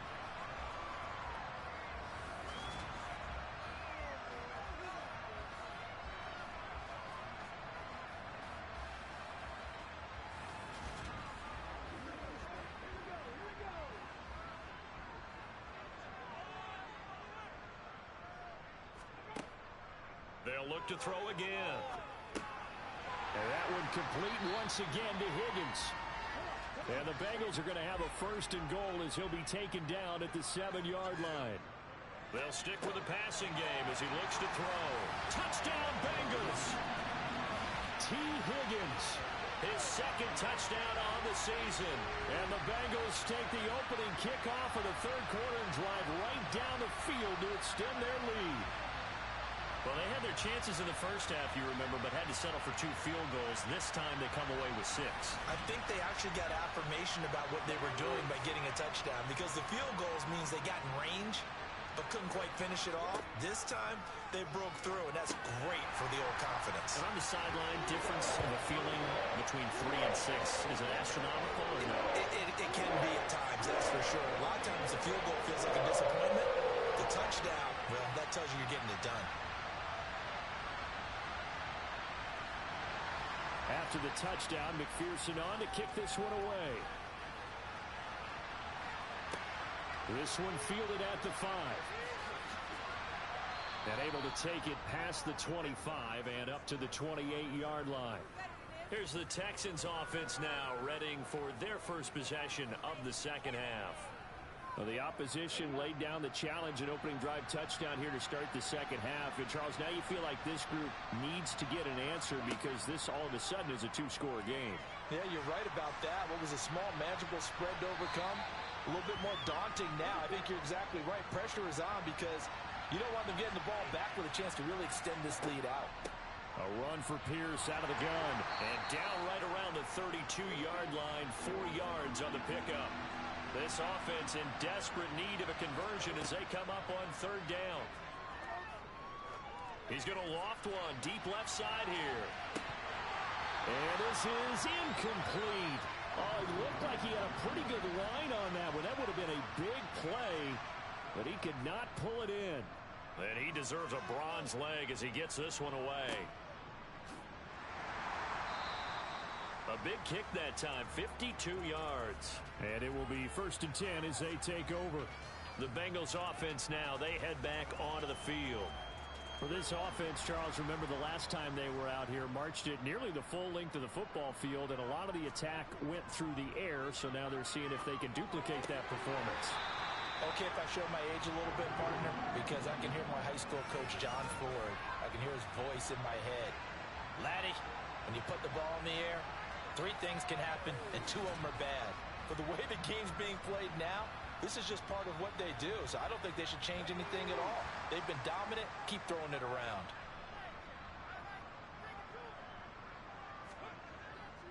A handoff to Mixon.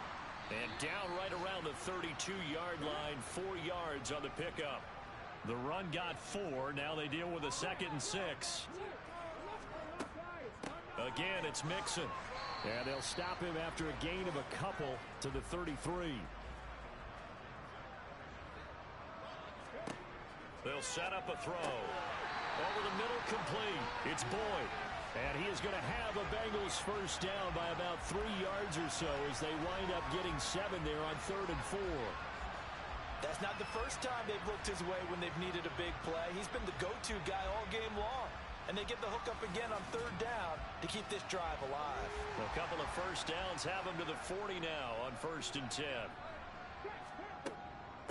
Out of the shotgun, they run with Mixon. And some nifty running here as he'll take this across midfield and down to the 47. 50 yards rushing on 12 carries for him now. Sometimes it's hard to believe, but there are times this game is about patience, isn't it? Has had the game he expected, but that run there, that may get him going. I was just going to say, maybe that gives him a little juice, because you're right, he struggled, especially in that 1st half. Yeah, and I know the great ones always think to themselves, just hang in there. I'm just one big carry away from busting this open. That's a good start for him. And he'll get this down only to about the 46. During that run, an injury here. We got one of those big blockers in some discomfort. Hopefully, obviously nothing serious here. Medical staff, though, going to take a peek, and we'll take a break. The run only got a yard. Here's 2nd and 9. He'll drop to throw. And that's going to be caught. T. Higgins. And he's going to be taken down with another first down as the stop's made at the Texans' 27-yard line. The Bengals passing game finding a rhythm. They've got another first. And now we get into the psychology of the whole thing, because a lot of teams with a 2-score lead in the third quarter, they almost become defensive with their offense, just playing not to lose. I think with this team, you got to figure at this point, this is a great spot for them to go into attack mode, really try and put the hammer down and finish this one off. And not a whole lot of room to operate there on the first down run. He gets maybe 3.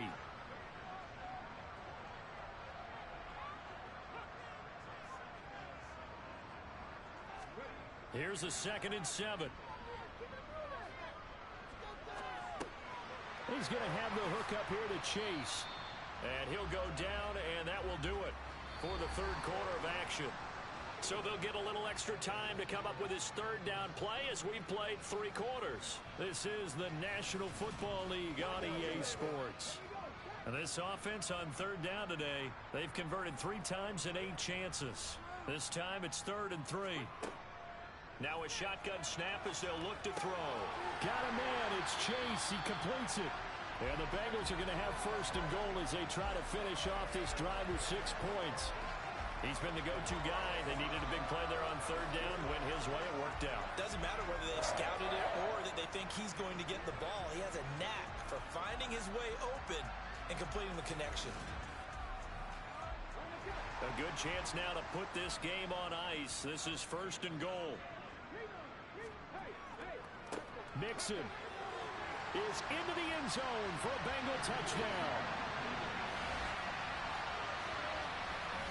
Just power football there, down near the goal line. Give it to him. He's able to push his way across.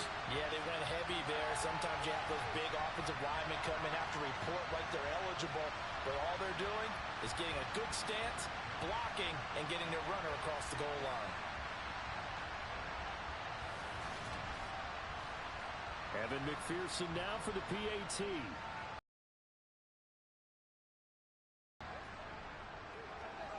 And it is now 21-0. So that one a long 11-play drive. And it all culminated in the touchdown run coming from Joe Mixon.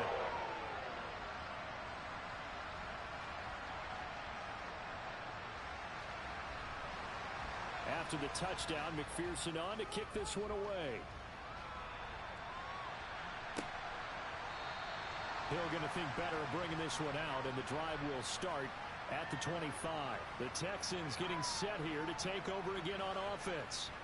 Well, it's been a struggle so far for this offense, Charles. It's not only that they haven't been able to put the points up, but really stringing yards together has been a real issue for them in this one. I'm so glad you brought up the yardage, because I was thinking to myself, we've seen a lot of NFL games, and we've seen our share of lopsided contests, but in almost all of them, both offenses have put up at least 200 yards in a game, but not in this one. This has been a display of offense that, frankly, I think the two of us have watched from behind our hands, trying to spread our fingers wide enough to actually see the result.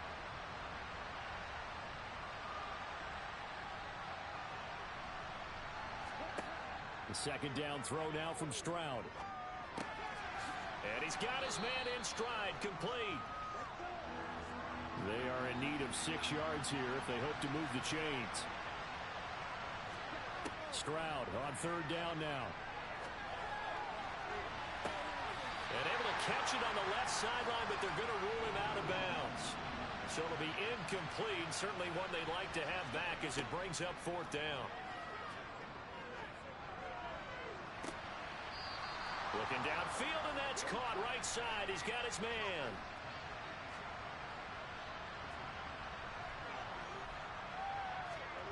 On 1st down, here's Stroud. Oh, he dropped it. And that's pretty indicative of the way this one's gone.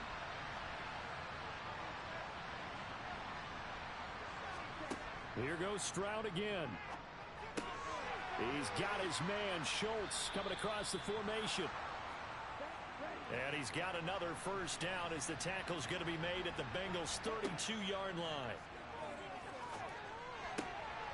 Now this one over the middle into the hands of his tight end, complete. So the ball down to the 16 here for 1st and 10. From the red zone now, they'll look to throw. And that is incomplete. He couldn't hold on through the contact. Brings up 2nd down.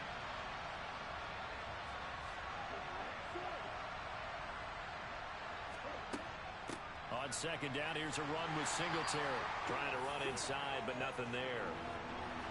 Right where this set of downs started, they need a full 10 here to pick up the 1st down and move the chains.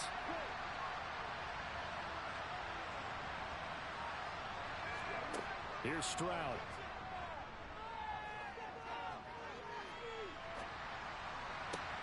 Ball had his hands on it, couldn't bring it in. Pretty symptomatic of how this game's been going.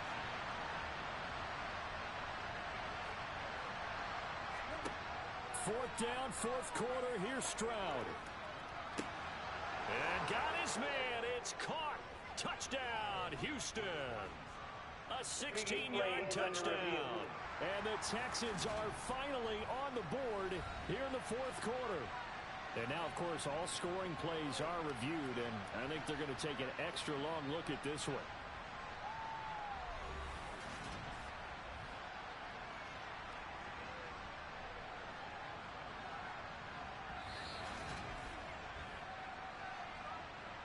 So they called it a touchdown originally, and this will stay a touchdown after the video review, so they had it right. Extra point up and good by Sanders, and they'll cut the lead to 21-7. A pretty long drive that time, 11 plays all told, and the result, a Houston touchdown. 2 scores down, 3 timeouts left, still a chance if they can somehow get this one back. And this is going to be snuffed out. The Bengals recover. Well, 4th quarter, they felt like they needed the football back. Unfortunately, they couldn't get it. And I know we brought analytics into the game, and someone has said here that the data says that when a team's expecting an onside kick, 80% of the time, the team expecting it, they do actually recover the ball, which is what we saw here. I just wonder if that number is much more of a anecdotal type of a number. Kind of like when the coaches tell us, well, when you score on special teams, 93% of the time you win the game. I'm still waiting to see that number is empirical. They go play action here on 1st down. He's going to rifle one deep left side. And this is incomplete. Oh, that looked like a sure 6 points. But he could not get that to stick, and that is a golden opportunity wasted there. And 2nd and 10, he'll look to throw again. Got a man open, it's Chase. And he'll be brought down inside the 40-yard line.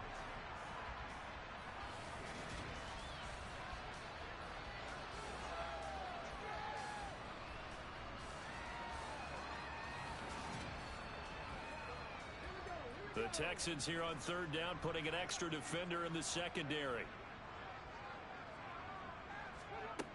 They're going to look to throw. Got his man complete over the middle. That's Boyd. And he is going to have a Bengals 1st down by about 3 yards or so as they wind up getting 7 there on 3rd and 4. And looking to put this game on ice in the 4th quarter, but still not afraid to throw it as they show there. You want to play the game with confidence, and they have a guy who's in control right now. Their trigger guy, throwing it, they feel just as confident with him doing that as they would if they tried to run the ball and run the clock out. A handoff running left, Mixon. And he struggles to get a yard here, maybe a yard, down to the 31. 2 minutes left to play in this football game here on EA Sports. So the Bengals in possession of the football here as we get you reset. And you'd have to figure they're just looking to burn these final 2 minutes away and get out of here with a victory. So fresh out of the 2-minute warning, and here's another timeout taken with 1:55 remaining. Now this is a big 3rd down, and you'd have to think we'd see a timeout right away if they can't stop him here. He'll look to throw. Over the middle, that's caught by Chase. And he's going to be taken down with another 1st down as the stop's made at the Texans' 13-yard line.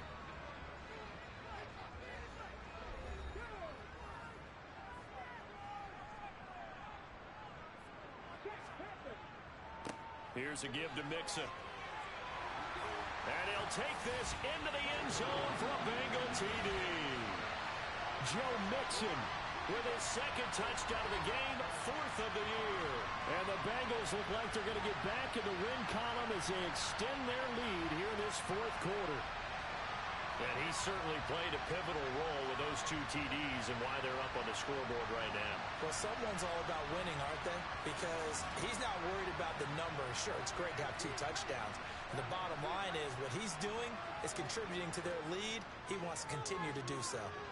Extra point by McPherson, up and good. And the lead now to 3 touchdowns at 21.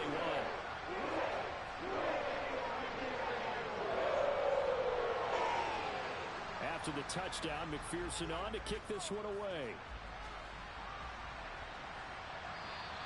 And this will not be returnable. It's out of the back of the end zone for a touchback.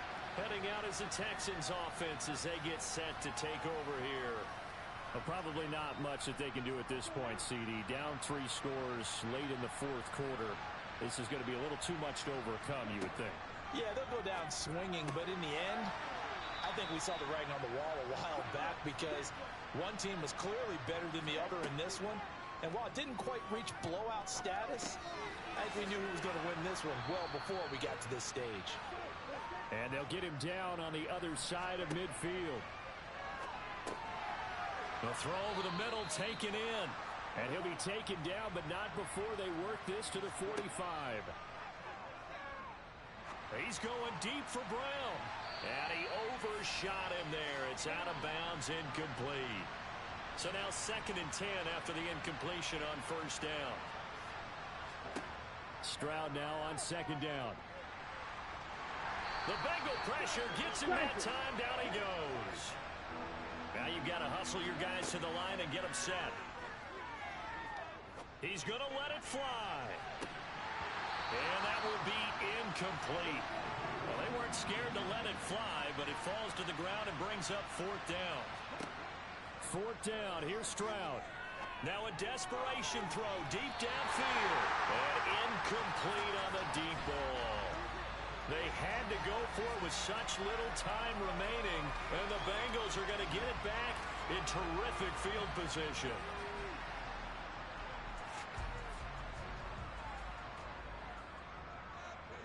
The Bengals go down to a knee in the victory formation. Well, this was a very close ball game at halftime, Charles, but in the second half, that offense kind of kicked things into another gear, and they were able to pull away for the victory. And, Brandon, I think they're the type of team that just looked in the mirror and said, hey, ton of pressure on, but we're the type of team that can flat out handle it. They stood up with confidence, and made it happen for a victory. So for Cincinnati, it'll be a 500 start as the win gets them back to 2-2. And they'll get to stay home again next week as the Pittsburgh Steelers come to town. Meanwhile, for Houston, they also will exit this one at 2-2. And they'll try to turn it around next week as they head to Atlanta for a matchup with the Falcons.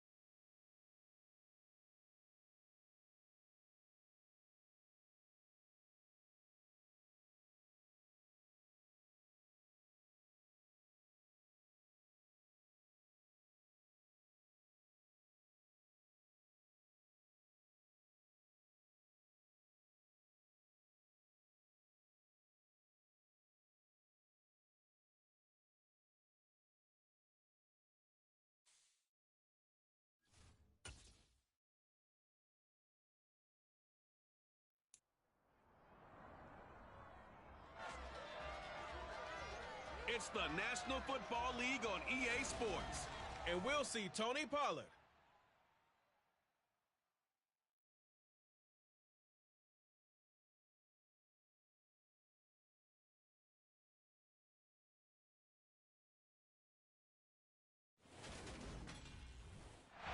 Sports coverage of the NFL brings us to the Lone Star State in the very mammoth AT&T Stadium in Arlington, Texas. Tonight, we've got a great Sunday night matchup between the New England Patriots and the Dallas Cowboys.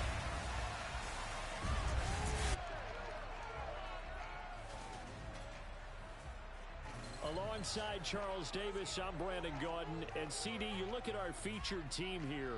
They know coming in they've got to be at their best because they're facing one of the better overall defenses in the NFL. And this is not one of the better offenses around in terms of running the football. So they understand that they're going to be put to the test a bit. The big plays in the run game, they haven't been there of late, so maybe that means we'll see them shake things up a little bit. Some RPOs, some touch passes, some draw plays, anything to try and gain a little bit of momentum.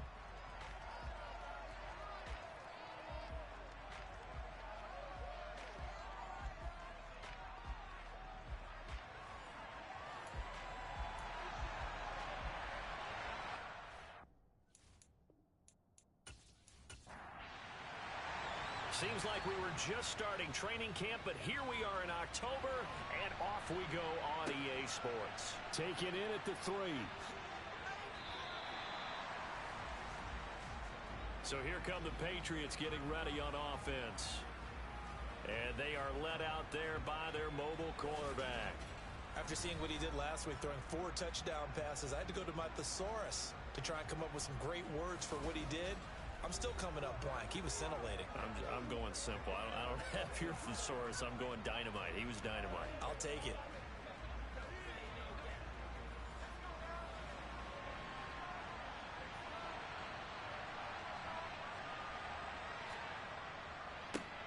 Here's Cook as they begin on the ground. Fights forward for only about a yard up to the 21. There are the numbers for Cook from a week ago. 21 carries, 99 yards. Well, to no one's surprise, he gets an early rep right there, and they've been playing their best ball this season as they built this winning streak, and that includes the ground game, where he's kept the offense productive and put them in position to win ball games. The question now is, can this defense that he's facing do what others haven't and finally put a stop to this streak? And he'll be taken down, but not before they work it across midfield. The catch and run going to wind up netting him 33 yards. Well, things are looking pretty darn good on this first drive, aren't they? Came right out, set the tone, this time with a big pass play. And if the peek behind the curtain that they gave us or their game plan, I don't think that's going to be the last one we see. I think you're exactly right about that. First down, here's the run with Cook. He'll get a nice chunk there on the first down run, and it's 2nd and 4. They'll set up to throw. Firing quickly here, and that's complete. And he's going to be marked down just inside the 35.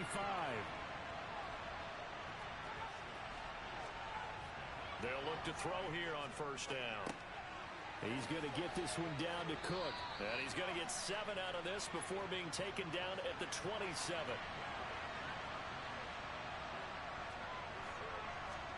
Second and 3. He's got a man. It's his tight end. That's complete. And he's going to have another first down here as the tackle's made at the Cowboys' 12-yard line. A solid gain of 15 yards, and the sticks move. A nice gain there to his trusty tight end, and now it's got them thinking opening drive touchdown here as they get into the red zone. And in most cases with your tight end, you feel like you've got a mismatch no matter who's covering it. Is it a small cornerback? Is it a linebacker who may not run as well? In any event, whatever you see, you think that tight end can win that battle. And he tries to keep the legs churning, but he's going to be stopped behind the line.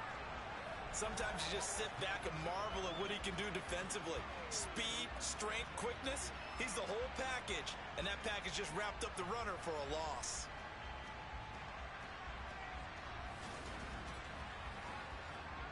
Maybe just a slight detour on what's been a strong drive. Here's 2nd and 11. They'll drop to throw. Got a man, and he hits him in stride. They'll wind up getting 10 back as that sets him up for 3rd down. So they just need 1 yard here to pick up the first down. They'll look to throw for it on 3rd and 1. And it's going to be incomplete. He was able to catch it there on the right sideline, but out of bounds, says the line judge. And it's going to bring up fourth down. They'll run for it. Cook. And he won't have the touchdown, but he will have the first down as he's tackled at the 2. And now we're going to get a stoppage. A member of the Cowboys shaken up. The medical staff will attend to him, and we will step aside. First and goal, a chance for an early statement here on the road. Oh, they go with a tight end carry. Nothing doing there. They're going to wind up holding him at the 2. Second and goal, and they will try again from the 2-yard line. Hunt. Trying to get to the goal line, but he's going to be stopped just short at the 1.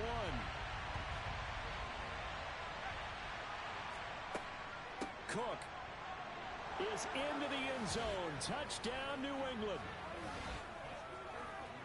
And that caps off what was really a balanced opening drive for them, Charles. They work in the rushing game and the aerial attack, and they end it with a touchdown. Strong in so many ways, wasn't it, partner? Their ability to throw it and run it and accomplish their goal, they've got to like the way that they started this ball game.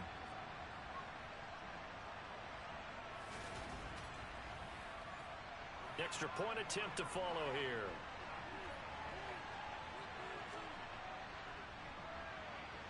And he gets it to make it 7-0 Patriots. So that drive spans 13 plays, and it's capped off by the touchdown run coming from Dalvin Cook. This is taken just shy of the 10. And he returns this to the 22. First look at the Cowboys offense as Dak Prescott gets ready to guide them. It's been a lot of fun watching him advance in his career. Many people question his ability to throw the football coming out of Mississippi State. He's conclusively answered that question. In addition, a very strong runner and an even better leader.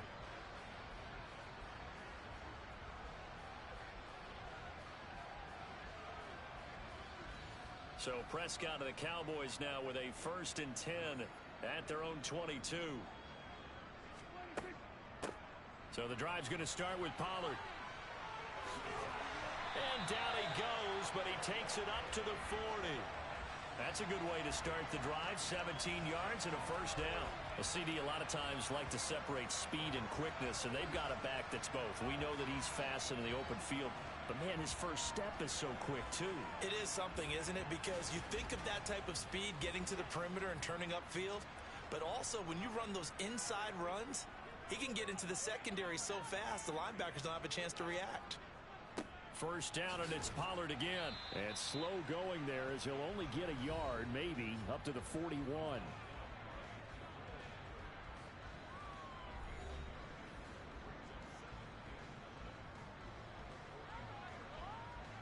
Here's 2nd and 9, just a yard on that last run. Here's Pollard again. And a pretty good burst there as he'll get this across midfield and down to the 46. 13 yards and a first down, Cowboys. You were telling me this yesterday. This is exactly what they want to do on the opening drive, establish the ground game. Yeah, remember our conversation? We were talking about what one of the GMs in the league has told me repeatedly. It's a big man's game, and it's not necessarily size. He's talking about playing some big boy football. Line up, get leverage, knock people back, and establish the run early. They'll go with Pollard here on first down. Give him 5 on the carry there, and it'll be 2nd down. The Cowboys at 2-1 now to start the campaign, and they took the tough loss in the opener, CD, but since then they've rebounded to win 2 straight. And that's exactly what you want to see from your team early on, how they can bounce back from adversity. The Week 1 loss, that absolutely stung. But how about how hard they've worked in the couple of weeks since, and now they're moving back in the right direction.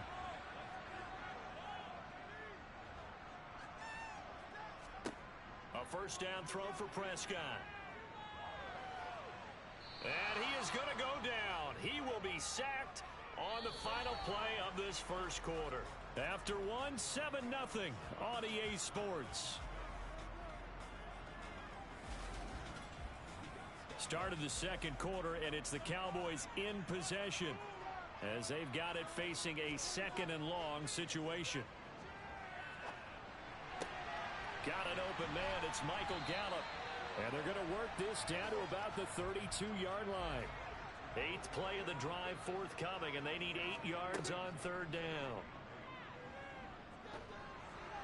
Throwing there, but this pass is going to wind up incomplete. Well, how about the coverage we just saw him break out on third down?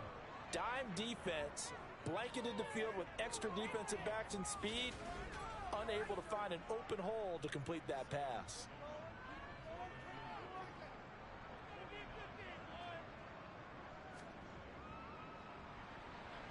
And that is not going to get there. Oh, he missed it short. It's no good, and this will stay at a 7-point game. Everything looked good. Good snap, good hold. Sometimes, though, the ball just doesn't want to go where you want it. And this one winds up no good. So back onto the field come the Pats for their second drive. They'll be looking to duplicate that first drive, the one that got them that 7-0 lead. Of course they would. I mean, look, they're on the road. So getting the 7-0 lead was huge for them, right? Imagine getting up 2 touchdowns on the road, taking the crowd out of the game. It'd be ideal. Able to avoid him at the 40. 2 yards on the carry there. It'll be second down. He'll look to throw. Swinging this out wide here for Cook. He had a great move, but he'll still be stopped shy of midfield. Holding offense.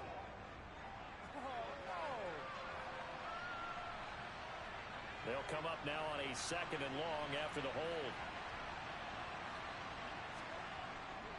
Cook following the penalty. And he'll get about 3 up close to the 35. Going to need a crafty play call here. 14 yards is what they need to try to convert this thing. And he's got his man in stride, complete. And he's going to come up a few yards short. Brought down at the 45. They pick up 10, but it'll still lead to a 4th down. So much about this game is just understanding situations and then having to execute, isn't it? Guard the first down sticks. Don't let them get there. And they rallied and made the tackle.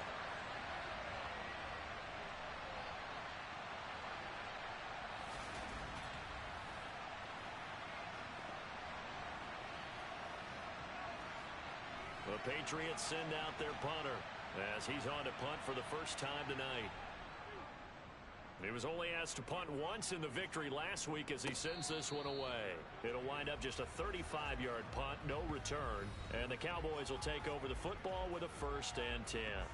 Second drive forthcoming here for the Dallas Cowboys.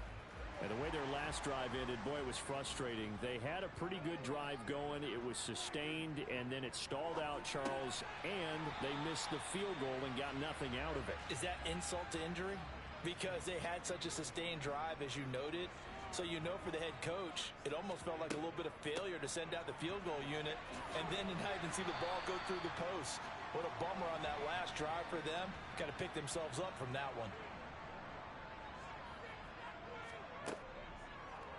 And they'll let the quarterback keep it here on 1st and 10.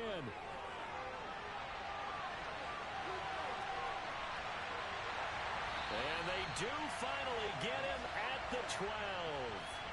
A big-time gain there on the keeper, using his legs to hurt him. First down. So that run there, yeah, I don't know if it's overstating things to call it a thing of beauty, but in terms of football plays, that's as good as you're going to see. And what I really enjoyed about that run and what made it so impressive to me was how he improvised along the way. Sometimes on a big play, you just get the football and you take off in a straight line and go. But this time, how about the artistry of that play? That looked a little bit like a Picasso to me. And he covered in a double coverage, and it's intercepted. Picked up by J.C. Jackson. And the Pats are going to have it here as they'll start at their own 7. And as we've seen, points have been precious so far, and they just threw some away on that snap. And look, let's face it, as we advance further into this game, that play will be on the minds of everyone who's watching it. They wonder if this is the turning point. Is this the spot where those points were given away and could cost them a ball game? The Patriots ready to try again on offense. They got the ball now following a big play, keeping the other guys out of the end zone. Now they'll start deep in their own territory, 1st and 10. They start the drive with Cook. And they'll get him down up past the 15-yard line. The drive starting with a first down, 11 yards on that pickup. A good run there off right tackle in an old-school NFL football. The right side of the offensive line, often known as the nasty side. The left side, usually the technical side. Kind of reminds me of the old Atlanta Falcons 2009-2010. That's how they constructed their offensive line.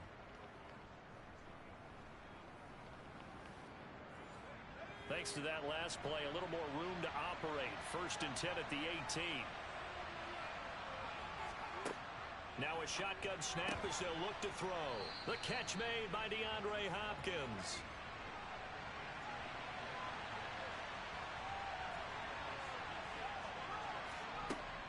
On 2nd down, Cook.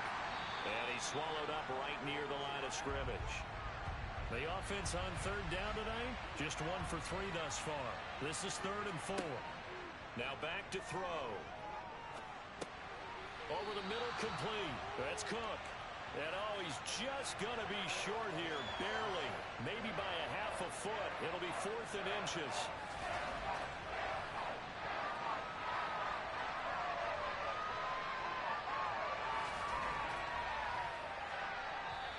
Now the Cowboys going to burn the first of their timeouts. So as they take it over, we step aside. The Patriots send out their punter as he'll punt it away for the 2nd time.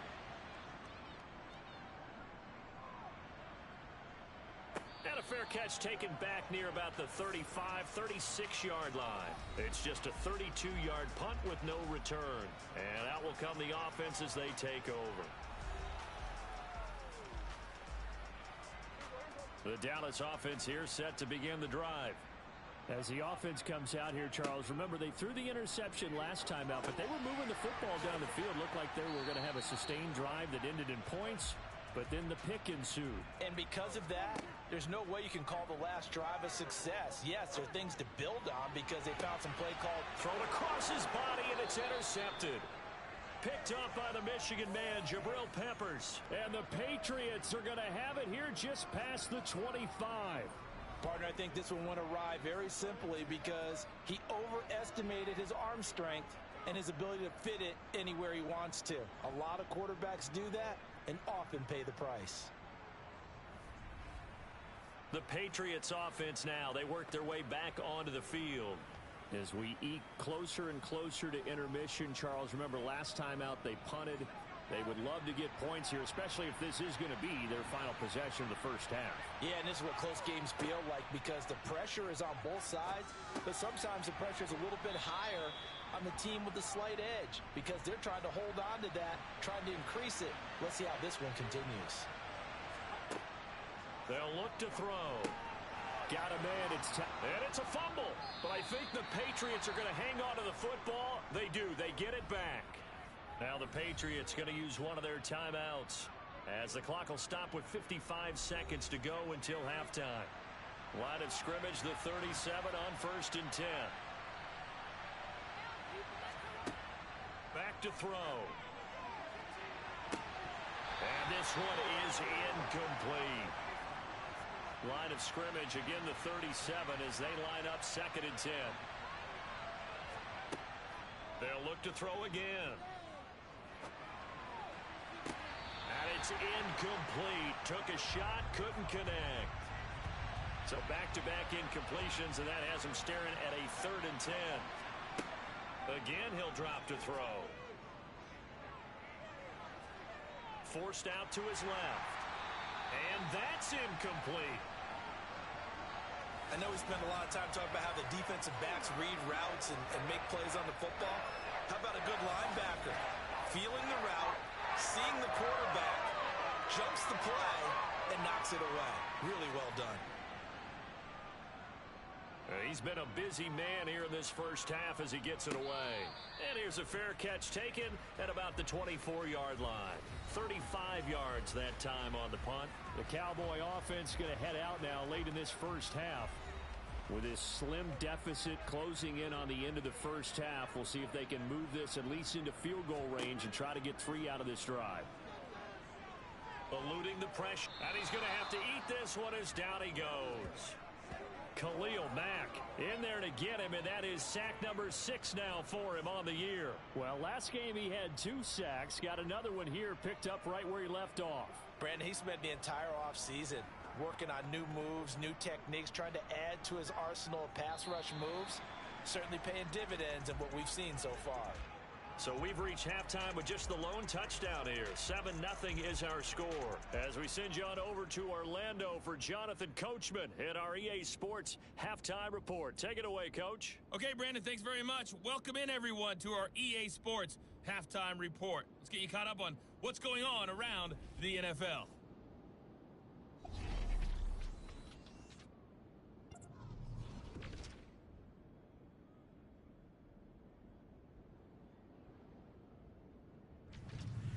Next, we head off to check out another game. And you can see they are scoreless as they play the second quarter. Lastly, let's check on one final game for you. And you can see they are scoreless as they play the second quarter.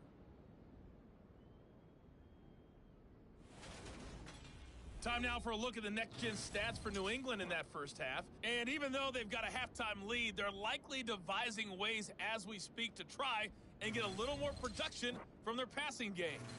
Meanwhile, for the Cowboys, they did not have quite the same amount of success in the passing game that their counterparts did, as you get a look at the numbers there. All right, Coach, thanks. Yeah, both teams likely to make some changes in what's been a closely fought battle to this point. Takes it at the 7. And his guys will get the football right at the 20-yard line. The Cowboy offense set to go to begin this third quarter. This is a game, Charles, that's been fairly starved for offense. Really not much in that first half. We'll see if they can get something going here as we look toward the third quarter. And not just a chance to finally get a little more offense going, but to erase that small deficit they currently trailed by. I think they'd send a pretty powerful message to the opposite sideline if they drive it right down the field coming out of the half. On 2nd and 9, Prescott. Over the middle, it's complete. And he's going to get this one across the 30-yard line. First target, first catch, and a first down. And that's a more than acceptable read right there because it's zone coverage, so timing is everything. This time he waits for his man to come open, puts it right on him, and they pick up a first down. From the 32 now, here's 1st and 10.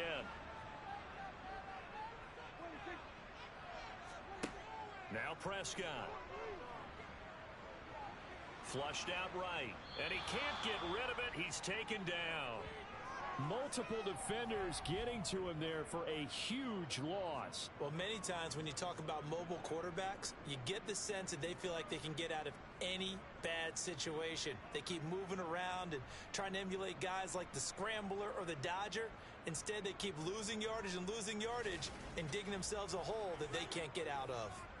Now then, after the sack, it'll be interesting to see what they have planned for 2nd and 23. To throw is Prescott. Now they go screen. It's complete. And he'll be marked down at the 26 with a gain of 7. Now on 3rd and long, they'll look to throw. And that will be incomplete. Here's Brian Anger now as he's on to punt for Dallas.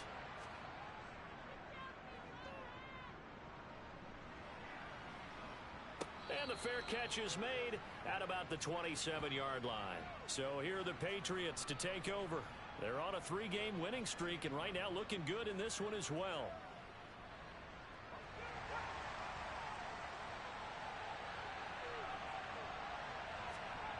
They'll come out throwing here on 1st down. And he will go down. A Cowboy sack. Defensive end DeMarcus Lawrence applied the heat. I'm sure a lot of time was spent in the locker room, Charles, talking with his defense about setting a tone here in the third quarter when you're down on the scoreboard. A sack like that, maybe that can get him going. Yeah, you have to believe exactly what you just said, that they got together and said, let's be some change agents here. Let's go ahead and turn things around. Let's be the force that gets us going here in the second half. and puts us in a position to find a way to win the game. Looking to throw. And he'll just get rid of it. An incomplete pass on that last play, and that means they'll need to come up with something here on third down. They'll set up a throw. Out route, and this is Henry with a catch. And he'll be out of bounds across the 30-yard line. They pick up 10, but it'll still lead to a fourth down. And there's a completion to the tight end. And look at the size of these players nowadays. At that spot, 6'4", 6'5", and up. A lot of guys used to be basketball players, somehow came back to football. And that's really good for the game of football. You're getting better athleticism, great hand-eye coordination, guys who know how to control their bodies when they run their routes. They'll call that a 33-yard punt with no return. And now Dallas gets set to take the field. And our game's hit a little bit of a lull here, a little bit of a snag. Punts on back-to-back drives. And old-school coaches don't necessarily mind that. Didn't turn it over, right? Didn't create a big play for the other team. Right now what you're looking for is, can you gain an advantage in field position? And that's what both teams are seeking right now. Yeah, they'll be seeking to gain that advantage here on this drive. From the 38, Prescott. Now, quick throw there, going to be batted away and incomplete. So after the second down incompletion, they'll come up now against a 3rd and 6. Here's Prescott. He'll fire deep downfield for Lamb. That's caught inside the 20. And he's going to be brought down at about the 16. But Dak Prescott, probably not the first name you think of in terms of strongest arms in the NFL, but he showed it off there. And that might be just what they needed to get back in this game. Sometimes you need a big play to shake things up, get a little life in your sideline, get everyone believing again, and they got it there in a big way. So the big play means just like that, they'll operate from the red zone now on first down. Prescott to throw it. And Cooks has it over the middle. And they've got this down to about the 12-yard line.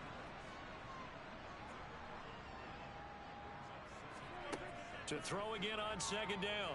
Prescott. He's going to find Gallup here complete. 7 yards on the pickup there, and now they'll have it 1st and goal.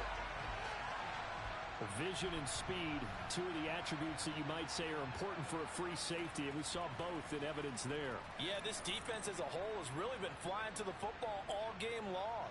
They have not allowed too much of anything, and here's another example. A great play there to get in and disrupt it before it could get going. And according to Next Gen Stats, his top speed on that one better than 20 miles an hour. They'll throw again. Prescott. Touchdown, Cowboys. CeeDee Lamb. His 2nd touchdown on the season. And the Cowboys are an extra point away from evening this one up. The extra point splits the uprights, and we are tied at 7. So the drive there took 6 plays. And it's finished off by the touchdown from CeeDee Lamb. So all even at 7 now as they kick it away. Fielded just outside the goal line. And beyond the 20, but not by much. In fact, just a yard pass there to the 21. Out comes the New England offense to see what they can do this time. We got a brand new ball game, all even after that last touchdown. So every drive now becoming a little more critical here in the second half. They'll try and start this drive in the air. Complete. It's Henry. And he's tackled a yard short of the marker. Good gain of 9 on first down.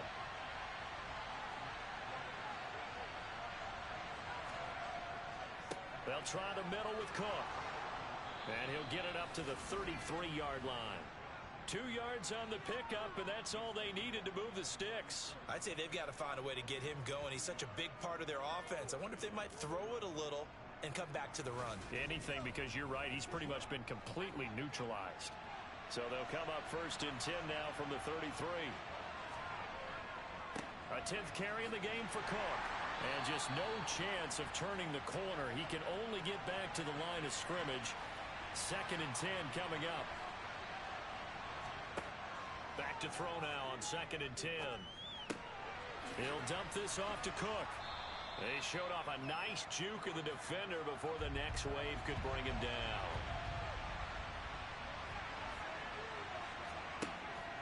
They'll run it. Here's Cook. And he brings this up to the 46. Good enough for the first.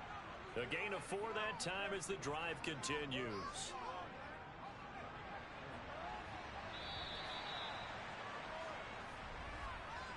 One quarter remains here on a Sunday night. We'll return with more after this. This is the NFL, and it's on EA Sports. Couple of first downs to kick off the drive. Here's 1st and 10 up at the 46. They'll look to throw here. Wide open receiver complete. And he goes down, but not before getting this inside the 25. Give him 30 yards there. When teams practice their plays during the week, they're hoping that it's going to pay off on game day. So it sure has to feel good for them when they hit them during a game, and they hit that one there for big yardage.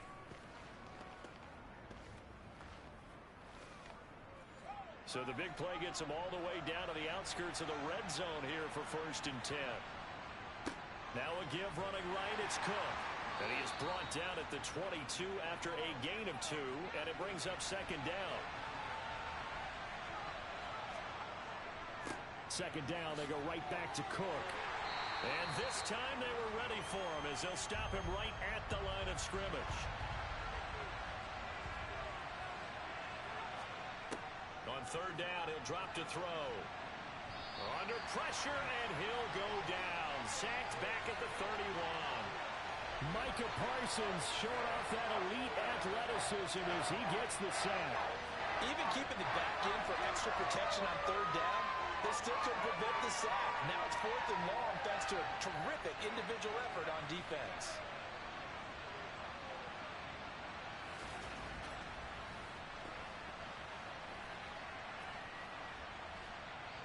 So the field goal unit is on the field as this is a big spot right here. This to break our 4th quarter tie. I don't think this will even, nope, it doesn't even get there. Well short, and a costly one there as this game remains tied here in the 4th. What a tough spot to miss a kick, just an absolute letdown. Look, they got themselves in the field goal range, gave them a chance to take the lead. They come up empty, and now you wonder, will their offense ever see the football again? Yeah, because on the other side, one through the post, and this thing could be over. Good starting position for the Cowboys here as they come up 1st and 10 at their 38. Play fake. Here's Prescott. That is caught by Lamb. And they'll get this well past midfield before being stopped just before the 35. A really nice gain of 25 yards. And partner, in a tie game in the 4th quarter, you and I both know in the NFL, that's when you lean on your stars, and he came through with a nice catch right there. So into Pat's territory now. Here's 1st and 10 at the 37-yard line. Now a shotgun handoff to Pollard. And he'll maneuver his way forward for about 4. 2nd and 6. And now a pause. It looks like we have a Patriot injured on the play. The medical staff is going to come out here and take a look, and we will take a short break.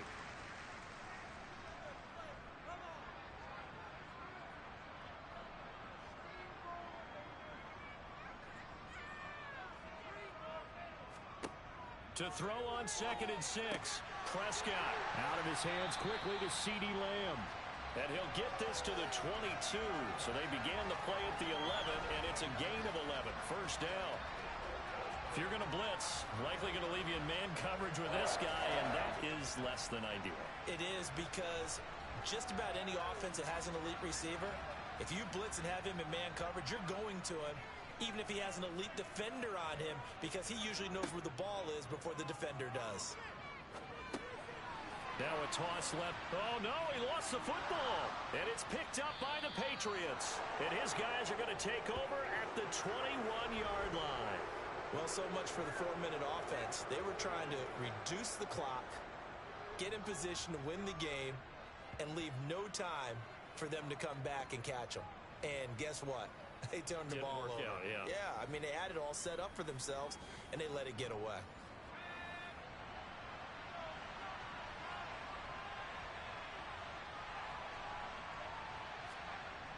Now a play fake here on first down. And he wisely will throw that one away. From the 21, it's 2nd and 10. They'll drop to throw. Got a man, and he hits him in stride. They get 7 out of that, so they're left with a 3rd and 3. One thing you're hoping for when you run drag routes, you're able to hit a receiver in stride, and he can pick up a lot of yardage after the catch. But in this situation, the defense was effective, able to stop him before he could get a good head of steam going.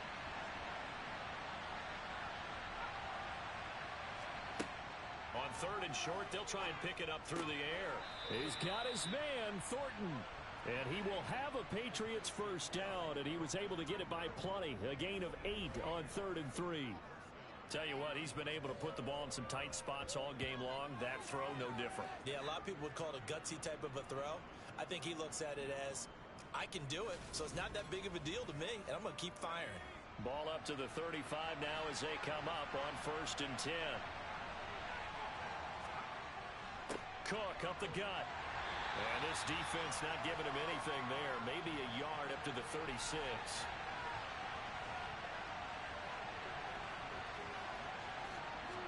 Second and 9 now. Throwing the out route incomplete. That's Henry. And they'll get him down on the other side of midfield. Well, that tight end position, it just seems to continue to evolve every year in the NFL. Yeah, you're getting really terrific athletes. A lot of them maybe were wide receivers at one point. They continue to give you speed, great hands, and big bodies, which make them excellent targets for quarterbacks. So from Cowboy territory now, here's 1st and 10 at the 49-yard line. Right back to Henry, and Henry's got it again.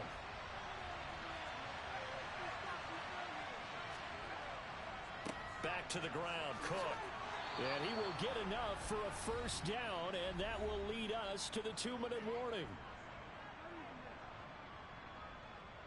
So the Patriots with a football as we get you reset. They've got it 1st and 10 as they search for a go-ahead score. On first down, he'll drop to throw. Quick completion to Henry. And they'll wind up getting this one all the way down inside the 20.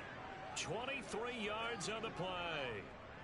That's a nice job right there, partner, because they were able to work down the middle of the field, working in the seams, because I think defensively, they were guarding the sidelines, trying to keep them from getting out of bounds. They took what they gave them, and it was successful. So the ball down to the 16 here for 1st and 10. They run with Cook. He's been busy tonight. He will push his way down to about the 14. Now the Cowboys going to burn the first of their timeouts as they'll talk things over prior to this upcoming 2nd down play.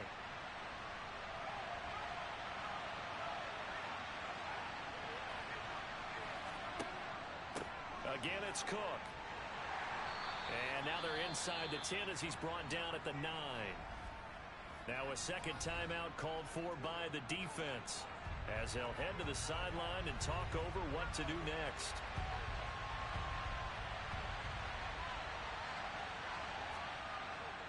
Third down, Dalvin Cook. And I don't think he got there, no. He's short by maybe a foot, maybe. Call it 4th and inches. So on 4th down, out trots the kicker in a big spot here. This for the lead in the final stages. And this one is right through. And with a little over a minute to play, they have taken the lead. Big kick right there to give them the lead in the 4th, but there is still time left for a final drive. Did they score too soon? Post-game will tell us, right? Depending on what happens on this drive, that's how we'll analyze it.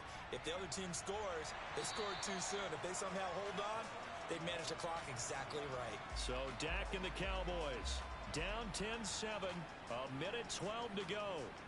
Now they need at minimum 3 points out of this as they come up 1st and 10. Now Dak. Able to find Gallup. And I believe the referee's been buzzed. Yeah, they want to take another look at this call, and it's certainly a big one here late in a tight game. Did he keep those feet in bounds? That's the question they've got to decide. And I got to say, watching it in real time, it was awfully close. Yeah, it certainly looked like a heck of a catch because he didn't appear to bobble it, which could complicate things. But even with the benefit of replay, that's pretty tight. Well, here's the call. So the officials and the folks in New York got a second look at this one, and the call is going to be overturned. Here's Prescott. That one thrown away from the pocket. The officials kind of looking at each other, but they'll say there was a receiver in the area, so no penalty, just an incomplete pass. Here's Dak. And he can't get a throw away. He's taken down. Got to be careful here. They need to move quickly, but it's also fourth. He's going to let it fly. And that's caught inside the 30. And he is going to have the Cowboys first down as they manage to convert. And that'll keep the drive alive. And he's across for the touchdown, and it's likely the game winner here in the closing stages. Charles, that drive was perfect. Methodical, executed so well, and they grabbed that lead with almost no time left for a last gasp from the other side. No way you could have drawn up a better final drive because not only did they keep their eyes on the end zone, they made sure they bled the clock out as well and denied their opponent a chance to respond. That's just terrific situational football to end this one.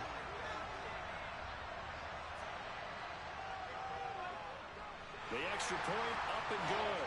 And the lead is now 14-10. The drive summary that time, 5 plays. And it ends with what most likely will be the game-winning touchdown from the 6.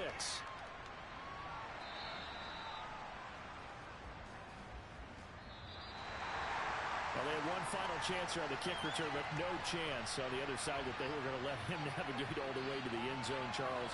And that ends up being the final play in this one. Yeah, you're right about that. Special teams coaches, they spend a lot of time working on these types of situations, and they go over every crazy possibility that can happen in this situation. They were able to cover successfully and end the game. So for Dallas, they're on a nice early roll as they move to 3-1 with a win here. And they will hit the road next week for a date with the Philadelphia Eagles. Meanwhile, for New England, they're going to fall to 3-1 as they suffer their first loss. And they will get a home date next week as they will take on the Buffalo Bills.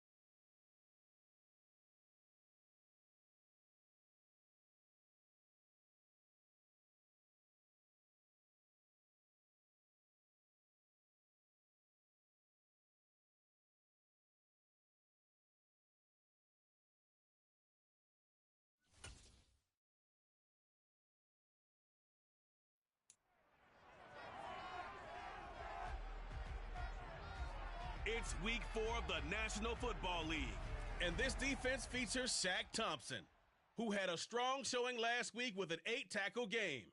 It's the Panthers and the Falcons under the lights on Monday night.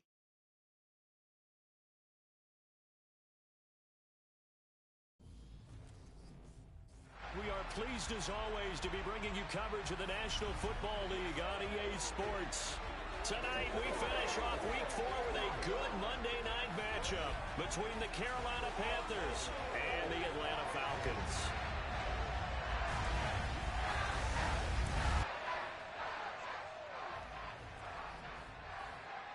Hello again, everyone. with Charles Davis. And, Charles, we take a look at this Falcons team as they enter play. They come in feeling good after back-to-back victories. And going back through the tape, I thought they looked pretty good last week. It was a solid win, a comprehensive win. On the other side of the field for the visiting Panthers, they were losers their last time out. They're going to try to get back in the win column, but obviously they're going to have to do that in a hostile environment. And sometimes that actually works to your advantage. Now you've got to band together your team, the us against the world mentality. Let's see if they can use it and get a victory.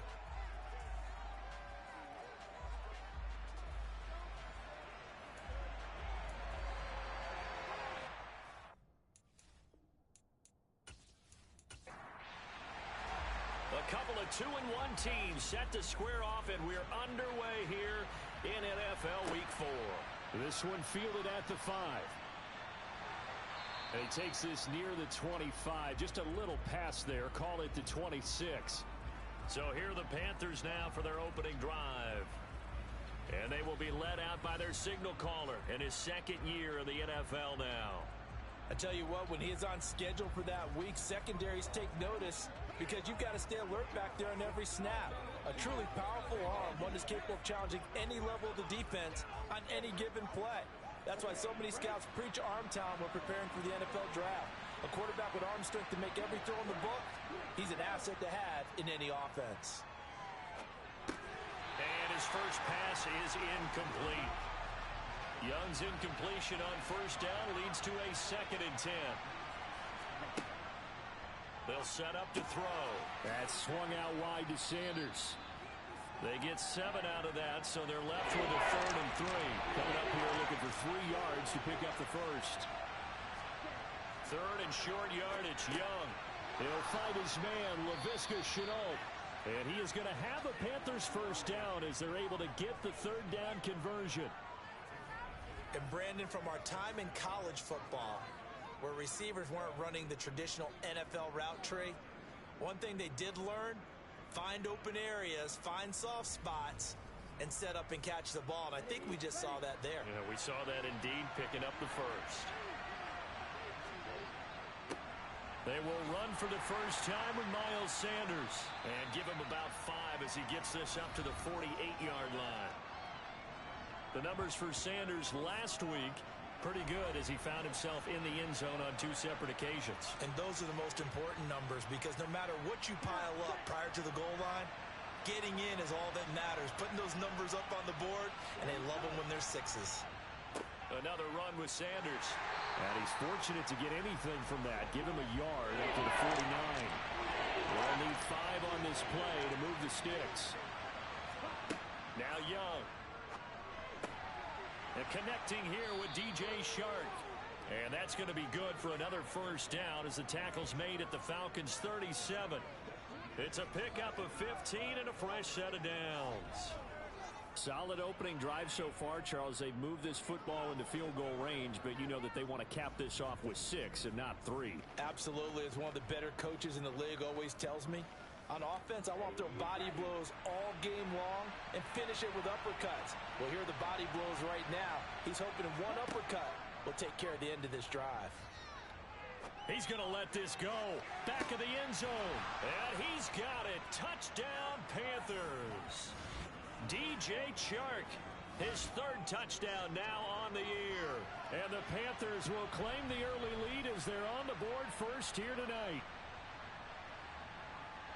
What a great drive that was. A long drive, sustained, well executed. I love what we're seeing out of him here in year 2, right? This young quarterback continues to evolve and grow. He's really the adage right now that John Wooden, the famous basketball coach, used to say. Be quick, but don't hurry. You can see that everything is happening for him, but he's not taking it at a pace that he can't sustain. Piniero's extra point up and good. And that makes the score 7-0. Out is the kickoff unit as they run up and send this one away. And Patterson will not return it. It comes out to the 25. So here come the Falcons now to get the football for the first time. Leading him out is their quarterback, the former 12th overall pick. Some refer to him as the natural Deshaun Watson. And you and I both know that any win is a good win, and that's what they did last week. But there's also plenty for him to work on in his game, wasn't there? Yeah. 2 touchdowns, an And interception. Yeah, you know, he wants to increase that a little bit in terms of ratio. But first and foremost, they did win the game. Now a first down throw, Watson. He'll get this to his tight end. It's Jonnu Smith. He'll be dropped after a gain of about 6 across the 30 to the 31. Now a first carry here for Robinson. And this will be a Falcons first down as the tackle made just shy of the 40. It's nice every now and then in this game not to see people overthink it. Just hand it to the old reliable guy. Let him pick up the first down.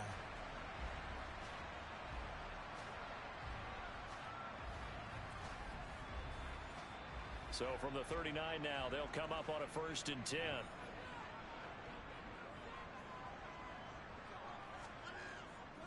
Back to Robinson now on first down. And this play will be blown up. He'll lose yardage back at the 38. He'll lose a yard there, and it's 2nd and 11. I like the strategy. Extra tight ends, extra beef. They want to run the football, but that means they probably want to run it inside. If you get strung out on the perimeter, you're in peril. Yeah, we saw the result, negative yardage. So after the loss of a yard, they'll look to push forward here on 2nd down and 11. Here's Watson. Letting one fly deep for Cooper. That's caught inside the 20. And he's brought down inside the 20 at the 18-yard line. Well, partner, I'm not sure how this drive's going to end, but how about the way they flip field position there? A nice attacking play that picked up a heck of a chunk of yardage.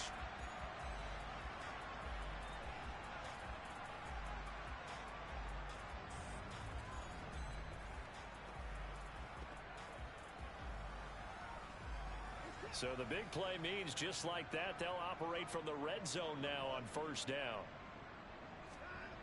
To throw is Watson. Into the hand, and it's out. He put it on the carpet, and it's picked up by the Panthers.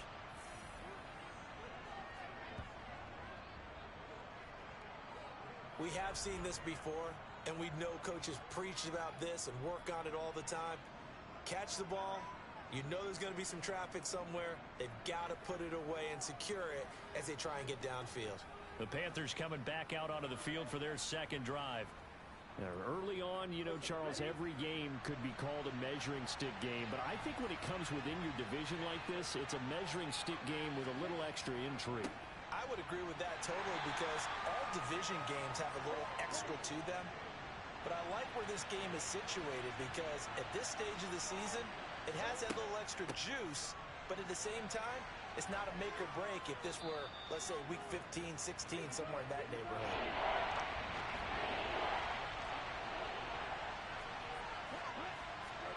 On 3rd and 1, here's Young. This to the former Falcon, Hayden Hurst. And he is going to have a Panthers first down as they're able to get the 3rd down conversion. Someone sharp in this game. I mean, a touchdown pass on the first drive and comes right back, and he's flinging it around really well here. Really nice throw there to pick up the first down. You kind of just feel a laser focus and confidence about him, and I think we saw that this week, didn't we? Talking to him and the coaches, they felt good about his performance coming up. Yeah, I was really impressed with that last practice we saw when they went through 2-minute drill, when they went through all the different situations.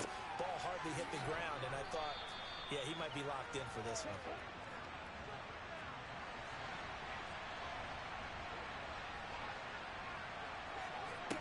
Looking to throw again on 2nd down. Young, open man right side is Shark. He had the touchdown on the opening drive. Now he's got a first down. This has to go down as one of the simpler routes in the playbook, but oh so effective. Nice completion there. Keeps the sticks moving. Again, it's Young. That's caught over the middle by Hurst. And they'll get him down on the other side of midfield.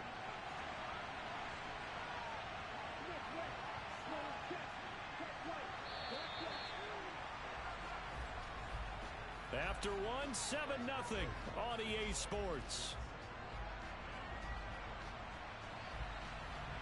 Panther football to start quarter number 2. As they've got it with a 2nd down and 2 coming up. Sanders here as they run out of the gun. And he'll be taken down at the 44-yard line. A gain of 5, good enough for the first down. 2nd and 2 is prime time for a little bit of a gamble, isn't it? Open up the playbook, go play action, toss that bad boy deep. But in this situation, go ahead and give it to your back. Let him pick up a first down. Keep the sticks moving. It's Young on first down. He's got his tight end. It's Tommy Tremble. And he'll be hauled down at about the 30-yard line. He's certainly done a nice job spreading the field on this drive, and here he finds his big tight end for good yardage. And that's what you have to do. Keep defenses guessing about where you're going to go with the football.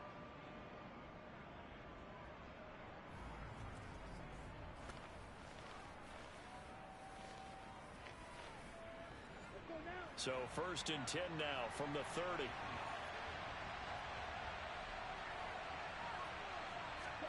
Young. He's got his big tight end. That's Hurst. And he'll be taken down at about the 22-yard line. Let's just break this down and make it pretty simple.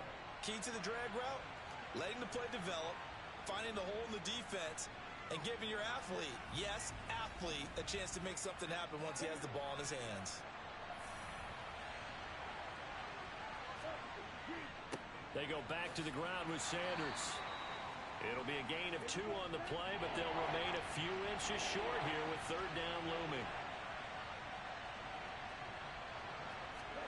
From the shotgun, it's Young. And he's got Hurst, his tight end. And he is going to have a Panthers first down, and he'll have it by plenty as they're able to keep the drive alive on 3rd and inches. And it sounds a little surprised to see him try to come out of the shotgun on 3rd and less than a yard. Yeah, but the way the NFL is nowadays, we hardly ever see anyone really run for it on short yardage. So they're going to throw the football more times than not. That was a nice, easy rhythm throw right there, and they pick up the first down. Here's a 1st and 10 at the 14-yard line. Young. To Chenault on the slant. And the Panthers are going to have a 1st and goal coming up as the tackle made at the 3-yard line. I think a lot of people ask the same question all the time. Why do we see so many slants in the red zone? Well, the windows are tighter. Everything's more condensed. It has to be quicker, and you've got to deliver the ball on time. Your biggest worry, ball gets tipped in the air, because if that happens, then it's fair game for the... Hammering for the goal line. He loses the football. And the Falcons say they have it. They do. Pardon me, not often we hear about the red zone, right? From the 20-yard line going in, that's scoring zone, getting points on the board. A lot of teams call from the 10-yard line in the green zone. That's your money zone. He fumbles the ball inside the money zone. You have one job, take care of the ball. That didn't happen.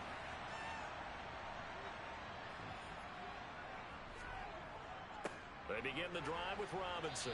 Knifes his way forward here, but just 3 yards on the play. 2nd down. 2nd down and a run by Robinson. And he will take this up to about the 8-yard line. Watson. It's caught on the right side by Robinson. And he's going to have a Falcons first down as they're able to get the 3rd down conversion. And they'll use him out in the backfield, and sometimes quite a bit. They're just trying to get him touches any way they can. 4 catches a week ago, there's another one right there.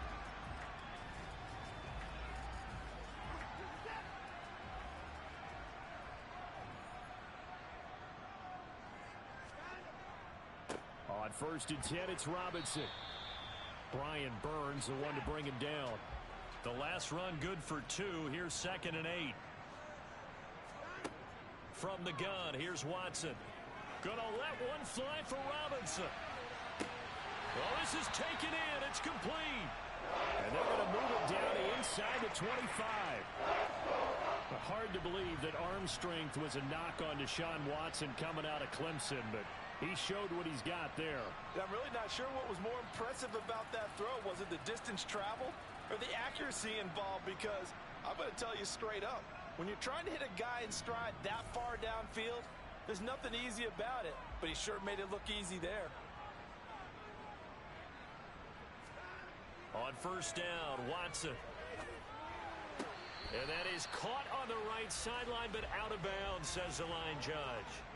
The throw took him a little too far at second down. To throw once more on 2nd and 10. Watson. And this is caught for a Falcon touchdown. Mac Hollins, a 24-yard touchdown. And the Falcons go nearly the length of the field and finish it off with 6 points. And they use that height on the outside to get the score. We've seen the evolution of the wide receivers. They've gotten taller and taller, but they've retained their quickness and their speed. It's a lethal combination. Always good to have wide receivers with height. Crew able to connect on the extra point, and we are tied at 7.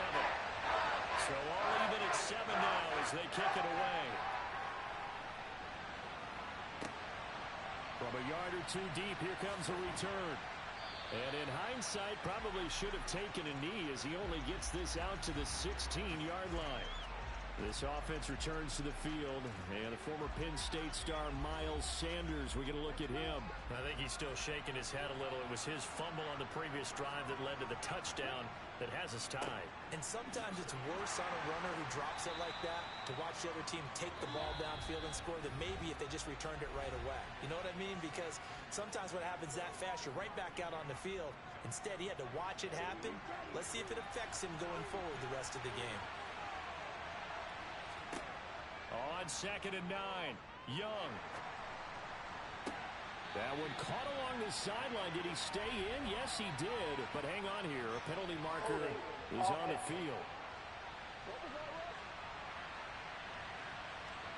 Now they face a 2nd and long following the holding penalty. Young to throw it. That one complete. He finds Shark. Now the Falcons going to use one of their timeouts as they'll head to the sideline and talk over what to do next. And for the Falcons, 5 men in the secondary now on 3rd. A give running left. It's Sanders. Oh, he's got some breathing room. And he is out of bounds right around the 34. 43 yards on the ground for him now on 9 carries. Now that's how you start to get back in the good graces of your head coach. Remember, he fumbled on the last possession. How about the faith they showed him, giving him the ball again, and he repaid them, picking up a first down.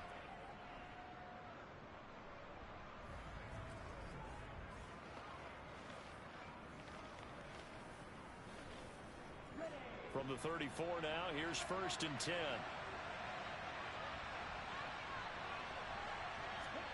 Young to throw it. That'll be caught right side. Chenault with it. And they'll get him down on the other side of midfield. Young off the play fake.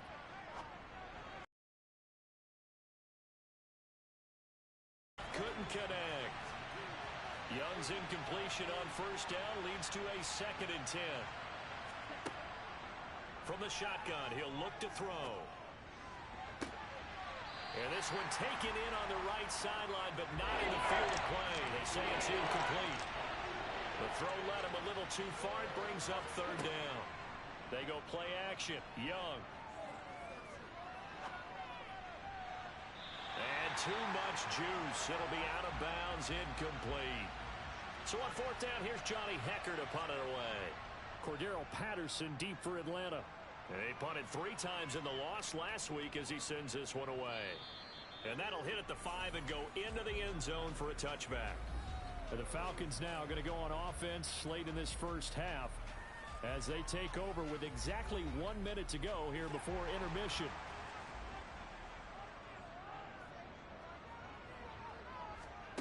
On first down, it's Watson.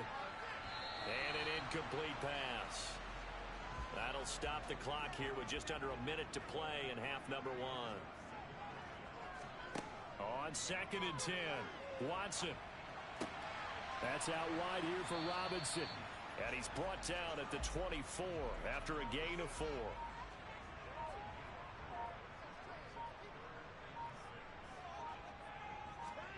Throwing on 3rd down, Watson.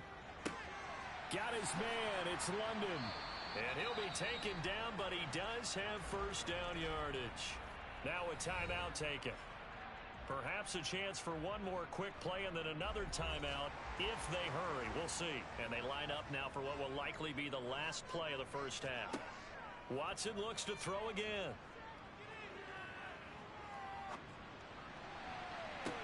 Into heavy traffic, and it's intercepted.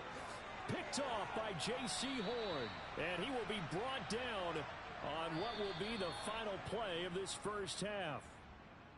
So we are at halftime here on a Monday night as we send you down to Orlando where Jonathan Coachman has our EA Sports halftime report. Coach. All right, Brandon, thanks very much. We'll get back to you and Charles in a minute. But first, time to give the folks at home a look at what's going on around the NFL. We'll get our tour started out at Venerable Soldier Field in Chicago. And that one is still scoreless as they play in the second quarter.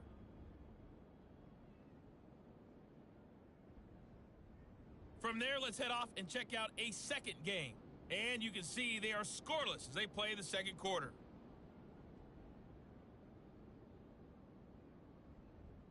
Lastly, let's check on one final game for you. And you can see they are scoreless as they play the second quarter.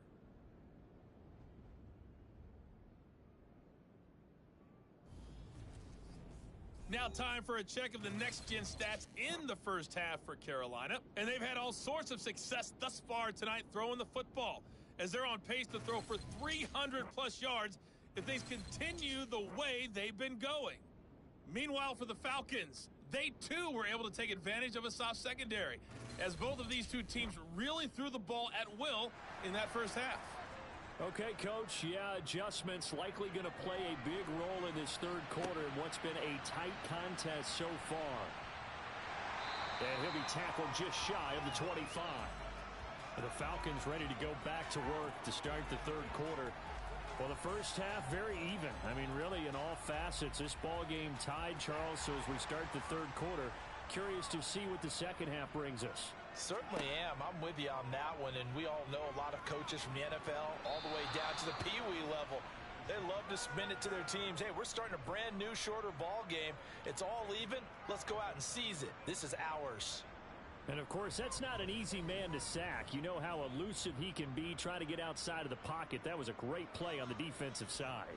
And I wonder what was going through his mind, because he didn't seem as committed to using his legs to pick up yardage. He wanted to keep that play alive, so either take off and go or throw it away. But he held on to the football and ended up getting sacked. To try again after the sack. Watson got this complete to the tight end Pitts. And up to the 35 before they're able to knock him down. That his first catch so far. They've held him under wraps, but he's got a first down there. His position, and he's listed as a tight end, but he certainly doesn't run like one, and that's what we're seeing more and more coming into the league. Those guys who can run, make plays after the catch, and gain that additional yardage. And using that speed there to turn it into a pretty nice little gain. Ball up to the 35 now as they come up on 1st and 10. Robinson up. Oh, he's hit. He lost the football. Put it on the carpet.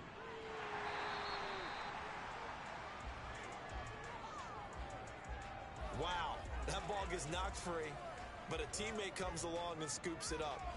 It's almost like baseball. Guys at bat, people are on base in scoring position. One guy doesn't get him home. The next guy comes through and picks him up. And avoids the turnover.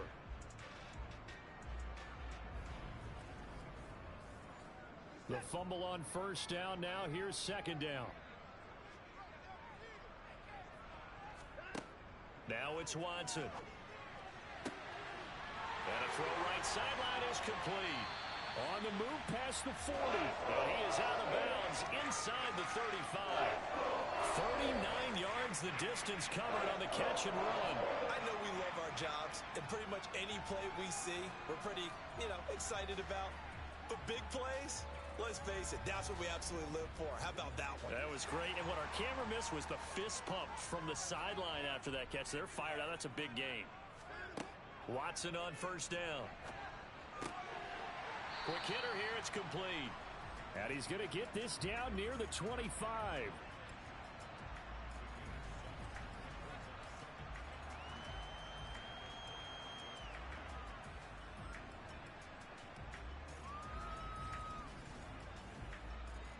3 yards remain for second down.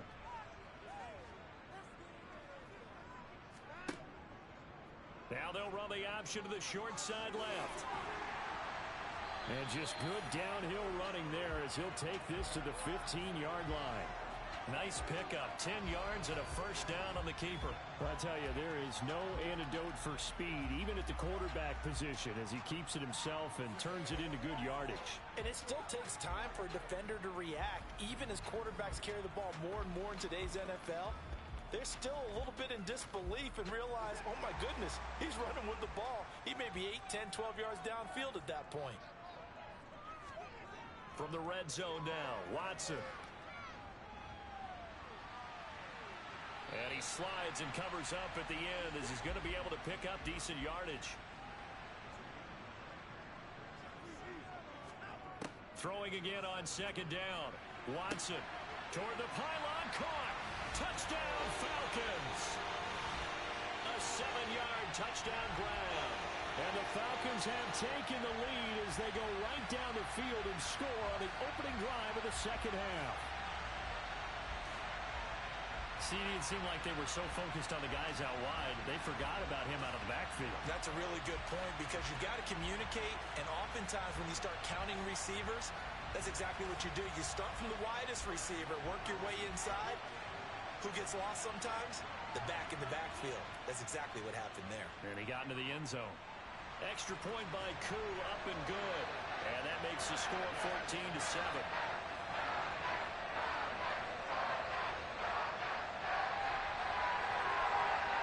Following the touchdown, here's Koo to kick off. This one fielded at the 5. And he'll be stopped up at the 25. The Panthers offense now, they head back on the field for their first possession of the second half. Well, Charles, you and I said at intermission, feels like we're set up for a good second half. Well, the other side scored, and now it's up to them to answer. How do they respond here with their first drive of the second half? Well, bottom line is they just saw the ball go in the end zone against their defense, and they saw what good offense looks like. They believe they've got a good offense as well. Run the best plays you've got to the top performers you have and try and move that ball down the field for an answering score. And give him 6 yards here as he's stopped near the 35 at the 34. That's a staple of this offense. Drag route to the tight end. Yeah, he's unable to use his size to break off much more yardage after the catch, but still an effective gain nonetheless.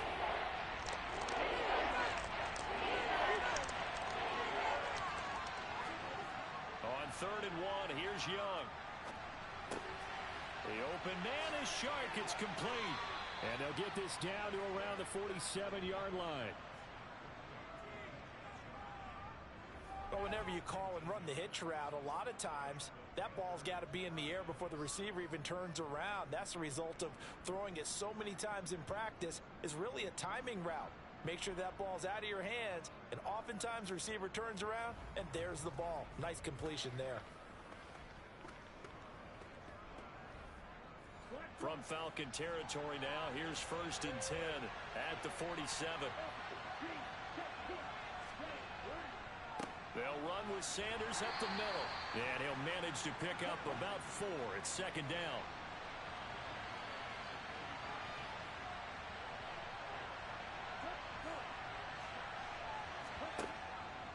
Second down, back to Sanders. Call it a gain of a yard, and it's going to bring up 3rd and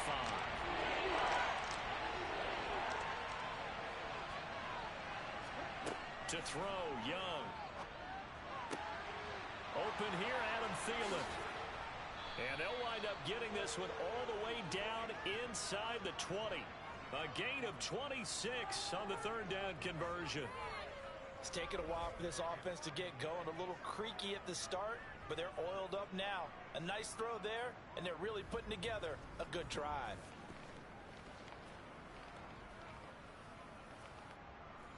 So the ball down to the 16 here for 1st and 10. Inside the red zone here, they'll look to throw. And on the catch right side, this is Sanders. And this play gets blown up. They'll lose yardage back at the 17. He was unable to shake free there. They'll cover him for a loss of a yard. Well, plays like that, Charles, no doubt, they're just going to continue to fuel this crowd. And this defense is already playing well, but it also feeds on the energy of that crowd that you're talking about, and that takes them up to another level. Right now, they're playing really loose. They've got the lead, and what a nice stop they just made there behind the line of scrimmage. And they'll get him down right around the 16. It's been a pretty long drive. This will be play number 9, and they need 10 yards out of it on third. Now, here's a look for the end zone, but that one's going to wind up incomplete. I like the calmness of how he played the ball here. No panic in his eyes as that throw arrived. Tracked it from the moment it left the quarterback's hand, and that's just where he needed to be to knock it away. This is up and good from Pinheiro. And that will finish off this third quarter of play. 1 quarter remains here as we wrap up the week on a Monday night. You're watching the NFL on EA Sports. Back now here on EA Sports, where the fourth quarter will begin with a kickoff following the score on the final play of the third quarter. Taken in at the 3. And he'll get it up past the 20 to about the 22. So here are the Falcons to take over on offense. They've won 2 straight, and they lead this one as well as they come up on 1st and 10.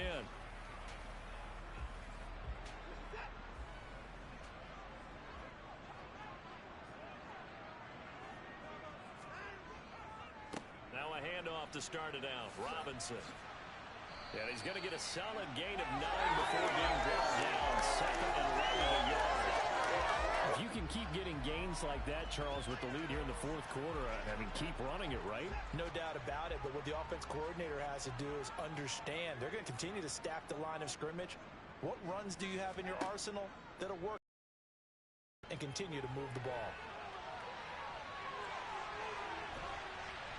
And he'll be taken down, but not before they work it across midfield. Deshaun Watson, so multi-dimensional, able to scramble for the first. Well, when you've got a quarterback like this dead to rights, you got to make sure to wrap up. Instead, though, he breaks free and off he goes. Yeah, and at the risk of sounding just a little bit trite, this is just a tackle that needs to be made. It's one thing when you've got a bruising 230-pound running back coming your way, but when it's a quarterback who's running for his life, your teammates will tell you, you've got to get him on the ground. Here's Watson. Throw over the middle, going to be caught here by Pitts. And he's going to be taken down right at the 40-yard line. To throw again on 2nd down. Watson. He lets this one fly toward the back of the end zone. And look at this. They get the turnover they needed. It's intercepted. Picked off by J.C. Horn. And the Panthers are right back in this football game. A critical error there in a tight game of the fourth. All you talk about is taking care of the football, and especially with a lead here in the fourth quarter, turning it over, now the door is open for the opposition. Just in general, when you're passing in the fourth quarter with a lead, no matter at what point, you got to be super careful. Got to be careful, and sometimes you can be so careful that you end up running yourself into an error.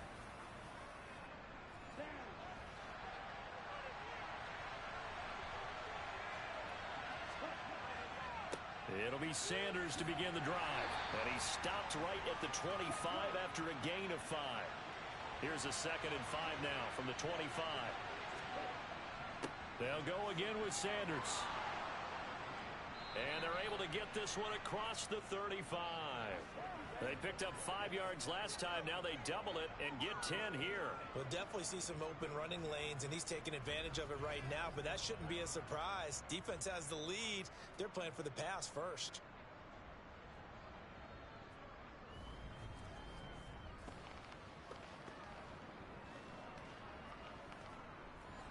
So from the 36 now, 1st and 10.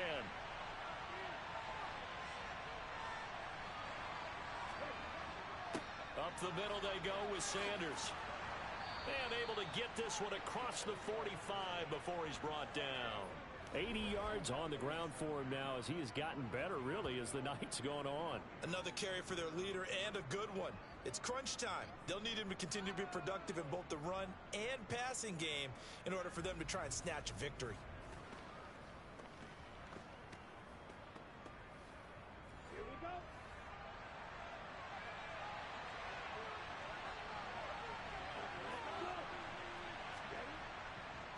on 1st and 10, it's Sanders. And a good push there defensively as they stop him at the 48. Gain of just 1. On 2nd and 9, Young. And he'll find Thielen on the right side. And down he goes at the 49, a 3-yard pickup.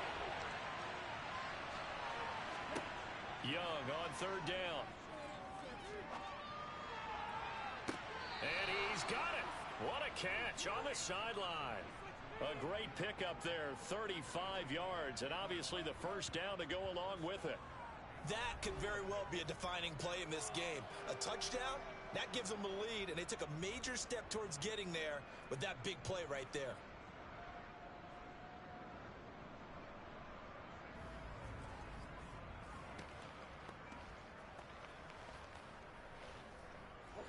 So how about this for field position after the big play? Inside the 15 now as they come up on 1st and 10. From the red zone now, they'll look to throw. Sideline throw, it's complete. And a nice job there of keeping the toes inbounds.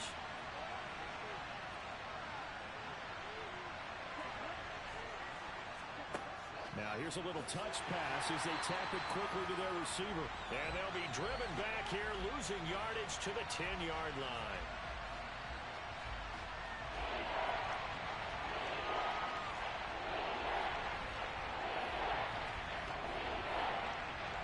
One of the bigger plays in the game thus far. The crowd getting into it as we come up on a big 3rd down. Here is Young. And it's caught. And he'll be taken down, but he does have 1st down yardage. A strong 8 yards will keep this drive rolling. Well, they've had a great, impressive drive going here, and that pickup ensures the drive continues. And not only do you continue the drive, which is demoralizing for the guys on the defensive side of the ball right now, but you make your own defense happy. They're able to get a little more rest over on the sidelines while this one continues downfield. To the air once more, Young. He's got it for a Panther touchdown. DJ Chark with his 2nd touchdown of the game, 4th of the year. And the Panthers put together a 4th quarter drive to take the lead. There was no going through the progressions on that touchdown pass. Yeah, nor was it necessary. His receiver won that route early, presented himself, no reason to wait. Go ahead and put it on him and score a touchdown. Piñeiro's extra point up and good. And it's now 17-14. So that drive goes a full 80 yards and 10 plays. And it's DJ Chark who finishes it off with a touchdown reception, taking it about the 1. On the return, here's the dangerous Cordero Patterson. And he'll get it up just past the 20 as his guys will go to work at the 21-yard line. So Deshaun Watson in the offense. Down 17-14, 2:19 to play. Plenty of time here. They've got 3 timeouts and the 2-minute warning as they've got it 1st and 10. And that is caught on the right sideline, but out of bounds, says the line judge. The throw took him a little too far. It's 2nd down. Throwing again on 2nd and 10. Watson. And this time he's got the hook up. It's complete.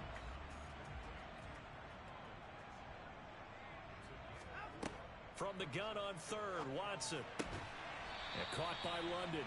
And he is going to have a Falcons 1st down as they're able to get the 3rd down conversion. 3 points separating these two sides with 2 minutes left to go in the 4th. So it's Falcon football as we welcome you back. Line of scrimmage, the 37 on 1st and 10. To the air yet again, Watson.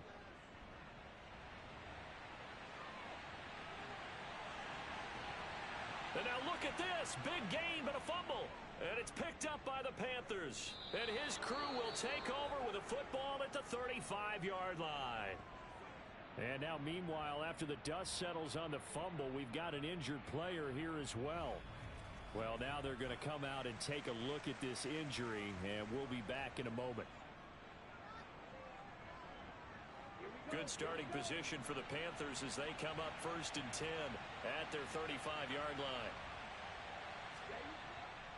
They start on the ground here at Sanders. And they bring him to the ground just shy of midfield. Now the Falcons going to use one of their timeouts. And they'll be disappointed to have to burn one there after giving up the first down.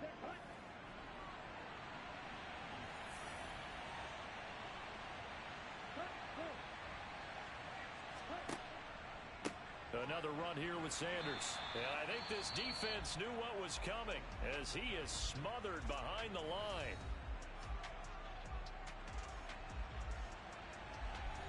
Second and 12, and you'd have to assume another all-out effort to stop the run is coming. Here's Sanders. And he's over midfield and into Falcon territory. And now we'll get a stoppage here. There appears to be an injured Falcon on the field. While they come out and take a look at him, we will step aside for just a moment.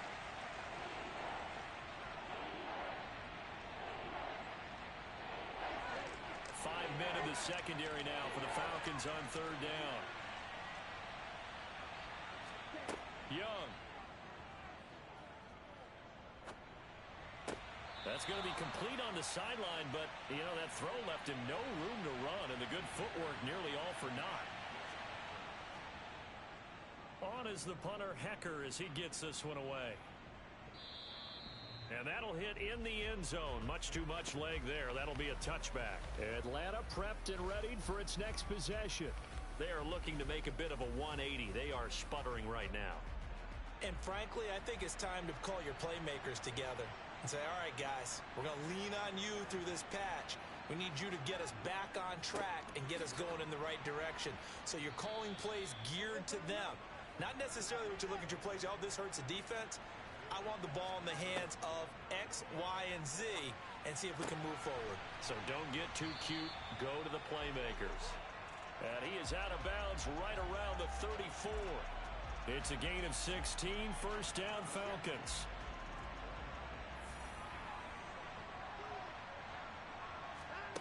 Watson to throw. Now a desperation throw deep downfield. And that is incomplete.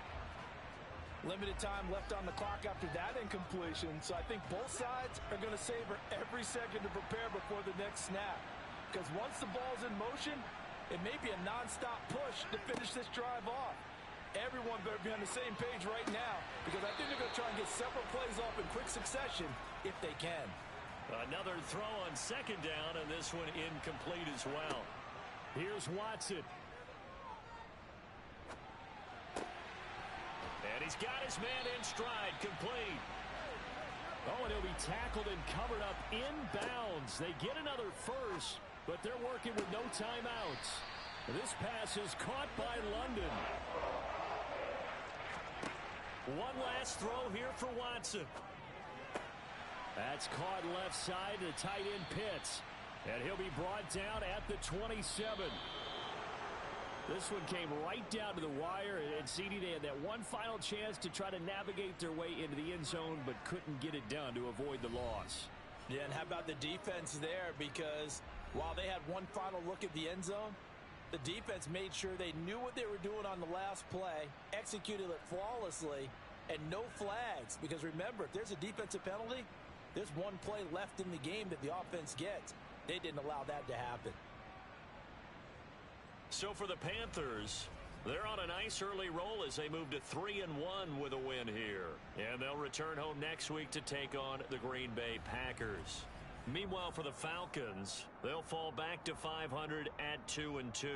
And they'll be at home next week for a date with the Houston Texans.